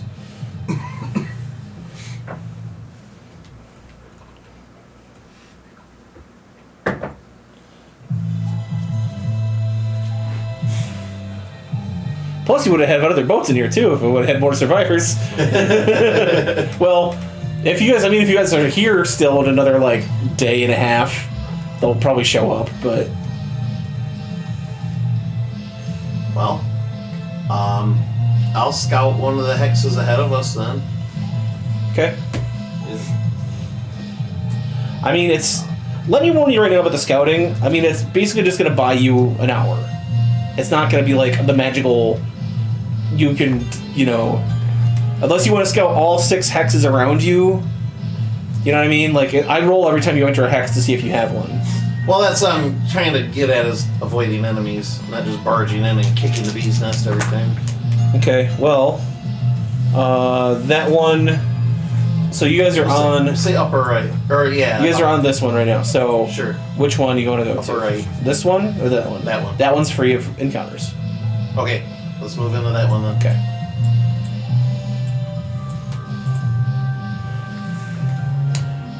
Can I look and see if I can see any other buoys or anything around? Sure. Give me a perception test. Nat 20. Nice.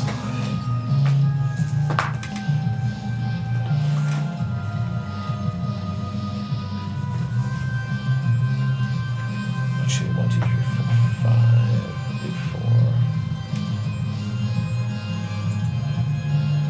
4. Right there. That's the buoy right there. Okay. Is that in the direction that Kinda, yeah. guy said it was gonna be in? We could hit it up on the way. Yeah, it's gonna be a couple hours out of the way, though. Right. I didn't catch which way he said to go, so That's way north. way north. That's the one at the very top of the map.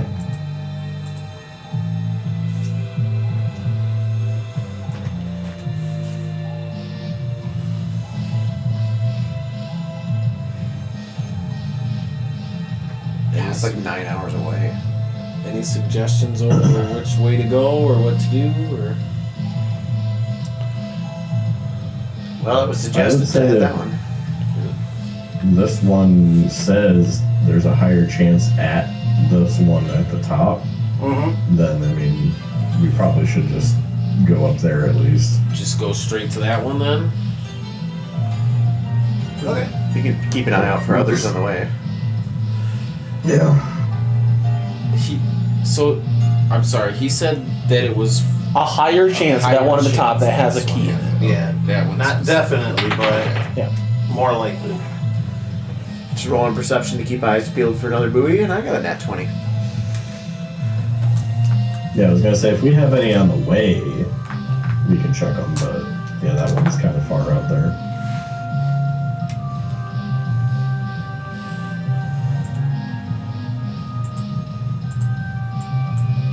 Here.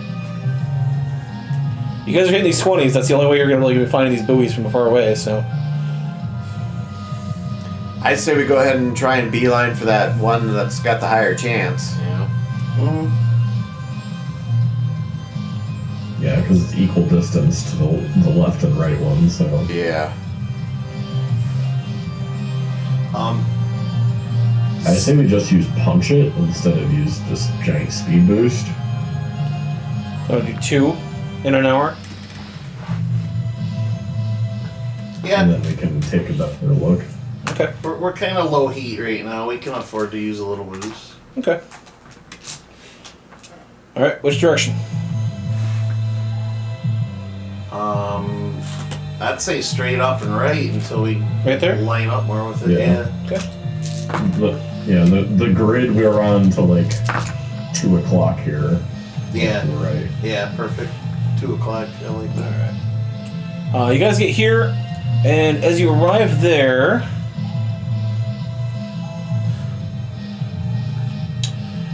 you see a giant asteroid with a surface on it. It's got a pool of water, a bunch of trees. It looks like a little almost sandy beach or on an oasis on top of this this asteroid, and it looks like there's a crashed ship with a treasure chest in the sand.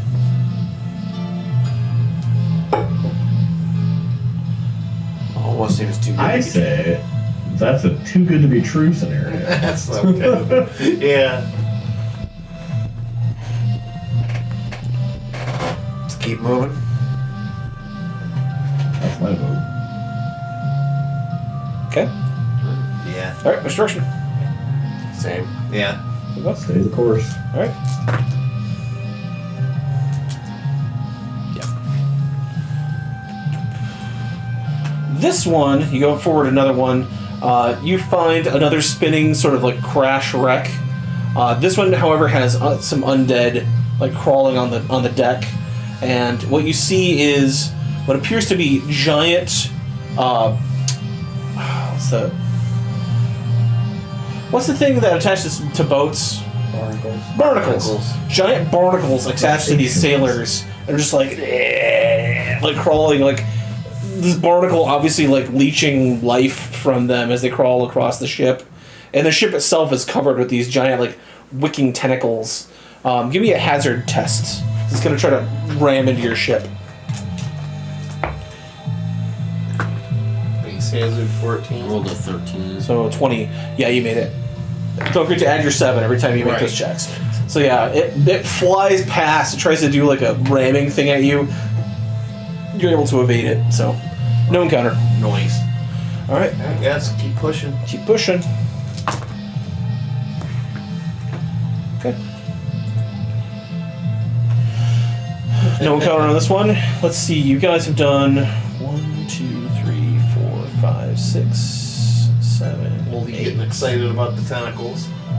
Well, say this is 9 hours have passed. So you guys got a 24-hour day. Minus 9 is 13. 15. So about 15 hours left of today. Alright, you want to keep pushing? Yeah. Okay. Makes sense.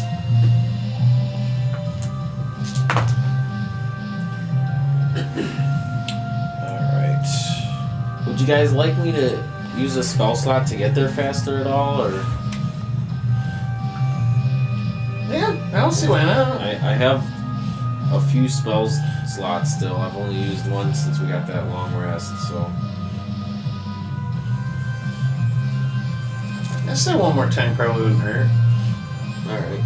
And we're already going 2 squares an hour, right? Yep. Okay. would I have to spend a second or first level spell slot to get to that buoy then, from where we are? Level 2. Level 2? Yeah. Alright, I'll do it. However, Yeah. while you're out here floating in space, you see. What I want to throw at you guys. What's some cool, weird shit I can throw at you? Ooh, that sounds cool. You see, sort of like swimming through space, a giant, but it is made of like crystals and gems. It's like a fractal crystal given sentient life. It's got a giant sword made out of like the bow of a ship, like 60 feet long. It's got a scabbard made out of like ship rigging, as it's sort of like hunting the seas. Go ahead and give me a stealth check.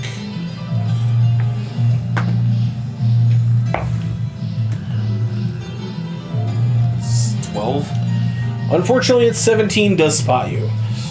As it turns, you sort of like try to see around it, and it sees, and you see it pull its sword and start to swim through space at your ship. So you're gonna have an encounter. Go ahead and give me initiatives. Okay, that worked.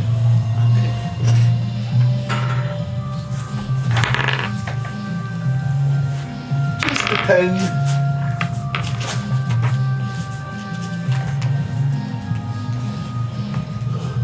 Alright. Andy, what'd you get? 15.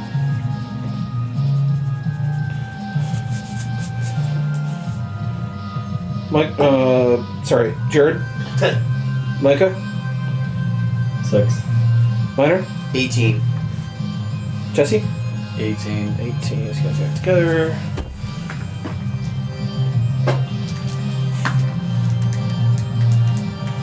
Crew is not prepared. They got a nat 1. So your ship weapons are not going to be prepared Okay. until they hit their first turn.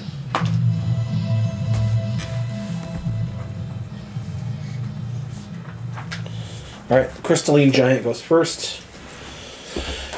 He brings that giant sword down. Let's get some combat music going here. Instead of the sort of sneaky around music.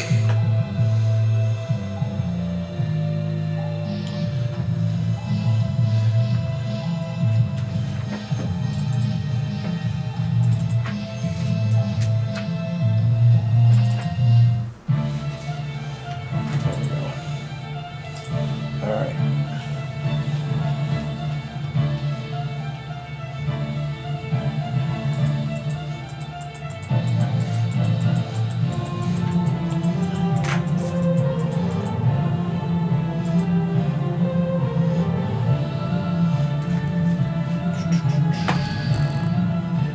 Nat 1. He swings that ship, he swings the sword down, and it glides through the smoke and just kicks up this giant wave of fog. As it slices where your ship was gonna be, you're able to kind of stop right like before it would have like clanged into the bow of your ship. Next up is gonna be Jesse and Minor. Your ship weapons aren't prepared quite yet, but this thing's such a huge target and it's so close, I'm not gonna make you like, it's like hundreds of feet away. It's like, you know, you're attacking a giant person essentially next to the ship. Oh, might as well shoot at my wand. 18? 18's a hit. 19. 19's a hit.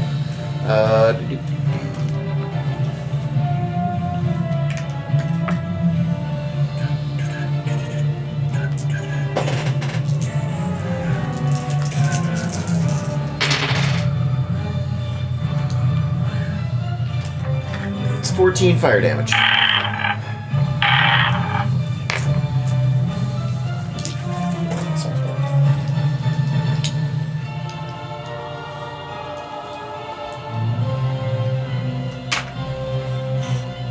$15, you said? 14. 14? Okay. Jesse. 19 and 29. Both hit. Go ahead and roll damage.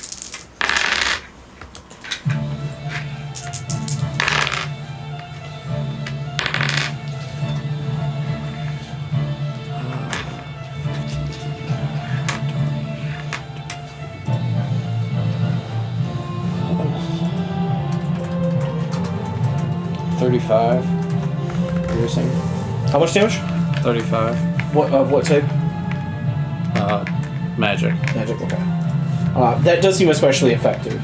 Your conventional weapon. It's a wand, Tim. Oh, it's okay. Shoot Never mind. fireballs. Just as much as that. Okay, good.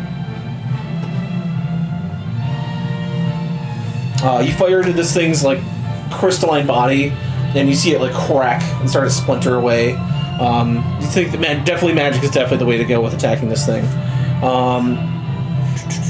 Andy, your turn. Alright, I'm gonna take evasive actions, I guess. Okay, so have a disadvantage against this next attack against you. Go ahead and give me a stunt DC base. Just gotta beat a 12. Yeah. Okay. Anything else on your turn? I don't think so. Are we gonna try and fight this, or are we just trying to scare it off? You guys got a pretty good shot on its chest already, so it's not it's like it's not a giant. It's like 30 feet tall, so it's not like a 200 feet. I was picturing much larger. But it's about a 30-foot tall creature. Okay. It's still using this giant sword made out of a bow. He looks like he's still trying to fight us, though. Yeah, but there's a giant crack in his chest where with his magical cannon hit him. Can I try and turn the ship around to get the big gun on the front? Sure, give me a piloting check real quick. Yep, you do it. So with both your move actions, I'll say you do like an evasive ring, and by the end of the turn of the ship, the mana cannon is pointed right at him.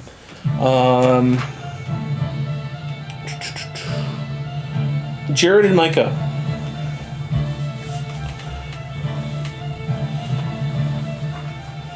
I'm gonna use Chill Touch on him. Okay. Did we already use the mana cannon? Nope, you're lining up the shot right now. That's gonna be a 16 to hit. 16 does not hit. 18 AC. Okay. So as it's wheeling around, your spell just goes wide. I'm gonna use my whatever movement I have just to get near the ship in case they look like they're ready to bounce. I mean, you're on the ship right now. It's. Oh, I was still on that Scooty Puff. Oh, okay, yeah, okay. So I'll just hover near it in case I need to just hop off and get on the ship. Gotcha. All right, and then Micah. I guess I'll delay my action to fire the cannon when it's facing them. Okay, it's actually the exact next thing's gonna happen. So as soon as you get down there, they ready the cannon, and you got this perfectly lined up shot. So go ahead and roll your attack, like a spell attack. Okay, that's what I was about to ask. Yep.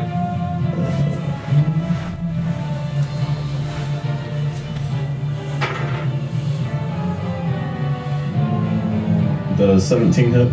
18 is the AC. Do you have any inspiration? Inspiration. Yeah, you can use inspiration. Okay.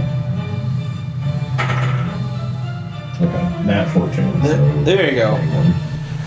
I'll say you fire it next to him, and then you just adjust the ship a little bit and like As swing the it. lasers firing. Yeah, swing it into him. Go ahead and roll damage. Okay, so it looks like it's 8d10. Yep, 8 to 8d10. 10. Yes.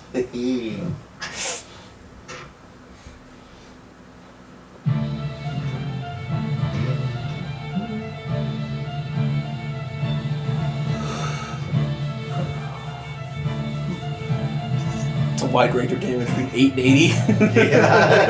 Yeah.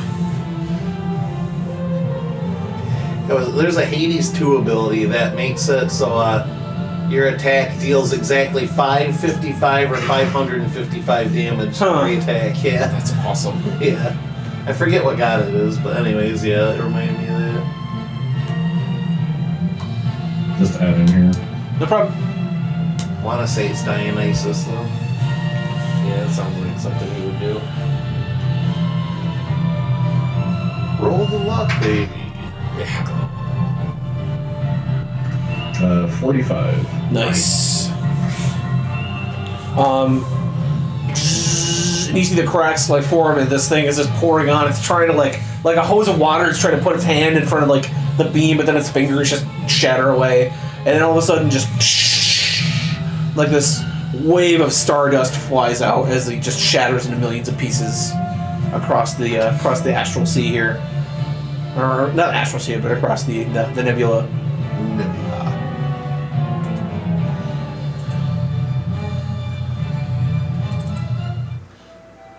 right.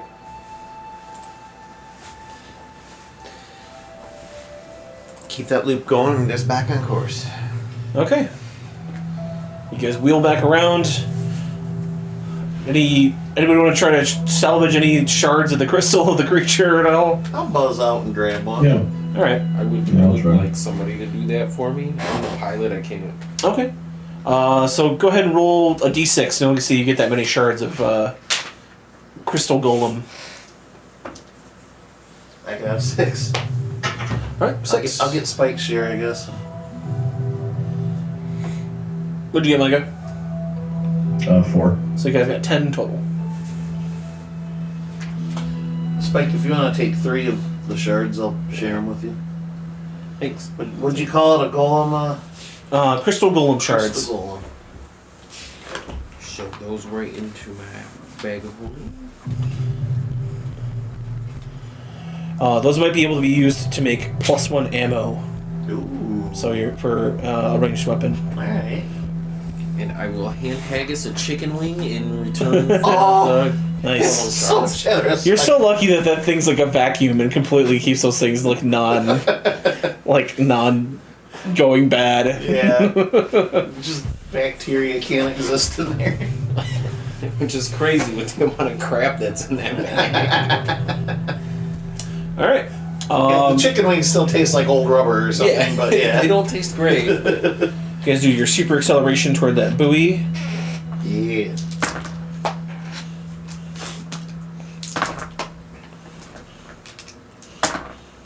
Okay. You guys get up to the buoy. And who wants to try to open her up? I'll sneak out there since I'm already buzzing around on my thing. Pull up alongside and turn the sphincter open. And you poke your head in and you feel around. And you do feel a small glass orb like the one that you guys had from before. You pick it up. It's got warm to the touch. And it's like, oh, it looks like the Naughty Lloyd has spent about 10 hours searching, but they found that key. Show it to the crew. Backing up my scooty on back to the ship. Oh, but what's this? Looks like that speed in the water attracted the biggest creature we have here in the astral sea. And that's where we're going to enter tonight's encounter. As you hear a rumbling. His camera zooms in on Haggis' face, and you can sort of see the reflection of something in his eyes. That's it. All right. Last. I got it. So it's going to be a race to the gate when it appears. So you guys can leave, or you can try to fight this thing. It's going to be up to you guys. All right. Tonight, was a big night tonight. I'll give you guys 20 experience. Awesome. I like that you're flavoring each part of this race with something completely different. That was my goal, man. It's straightforward at first, and then the big Coliseum battle. There was the split off was a combat and another race section. Okay. That was just whatever. Yeah. But the race section ahead was in an asteroid field, so you guys would have had to dodge a asteroids. little more nimble than Yeah. just rolling to pull ahead or whatever. So, but yeah, I'll have to roll to see who survived what other rounds and who's up behind you. But right now, you guys are in first place. See, that's what I'm thinking next time, because we've narrowed it down a little bit. I'll put up I don't know how long I can make a poll last, but I'll put a poll up. Who's going to You can win? make it up 30 minutes. 30 minutes? Okay. So we'll get pretty close to the end of the race, and then I'll throw up maybe the last 3 or 4 that we have. So You guys are currently sitting at 269 out of 300 HP. Roughly a fifth of your HP gone. But hey, as far as we got, that's not bad. you guys skipped ahead. Yeah. I think you guys are on space G. You guys skipped B, C, D, and E. Nice. Did you expect us to remember your clue? Yeah, I think I Okay. figured one of you guys wrote it down. You had to get a 20 to see the comment, so I was like, Okay. if they roll high enough, they get it. Yeah, no, I wrote that down, and I was like, well, there's comments on the board. I might as well bring it up. Yeah. I'll have to scour the last VOD so I can find that stuff I made and get that written down. Oh, yeah, the C4 or whatever it was. I don't know. I mean, you might be able to go faster in this stuff using that. Right. You know. I thought there was something though that I made that I could like put on somebody else's ship to make it like they were going through difficult terrain. I don't remember for sure. For some reason, I didn't specify. No, I remember that too, because when I wanted to paint up the ship to look camouflage, then he said something about wanting the coat in oil or whatever. Oh, that did it. yeah, okay. That was right So maybe it around was us Yeah. to cut through, so treat difficult terrain as normal. Yes. Yeah, Sounds familiar. and that would definitely like you would glide through the fog in this, and that with it would just. Yeah. So yeah. Alright, right. Alright, note if I skip ahead at this point in the VOD, prep to spray this thing to get the fuck out of here. Yeah, for real. Oldie says harvest the tentacles. Yes. Alright. So everybody, thank you for joining us tonight. I think that's where we're Boys are still alive. Go fast ship. Go zoom. Yeah. I gotta see if they make it through the other sections though. So far my second place contenders are alive still, so I made that ship specifically for you to have somebody to root for. yes, I kind I'm of like- figured you're paying. I was looking at the old ships. I had, oh, there's some Viking ships in here. Oh, I'll throw a Viking ship in Hell for yeah, him. are you kidding me? That's awesome. And Andy's getting double pandered too. Lizards For the and turtles, turtles. yeah. Wow. Well, your lizards Dead. got taken out, but the turtles are still in. Radical dude. Turtles are lizards. It's funny you guys put the turtles in the race section, so they're not going fast, but they can hit so many asteroids and not give a fuck. Hey, I'm just The- saying, the most famous race of all, the turtle one. The tortoise in the air, yeah. The tortoise. The tortoise. Is Yes. that the name of their ship? The tortoise. It's bigger on the inside. Inside, yes. But alright, thank you Limit Breaker too for coming tonight. Captain. And yeah, so we'll see everybody roughly in 2 weeks unless there's something that comes up. But yeah, me and Brock are still hitting up Borderlands on Wednesdays, so anybody here that interested in that, see us then. But until then, everybody have a great night, have a great weekend, and I'll keep a bouillon for you. alright, laters everybody. Bye, everybody.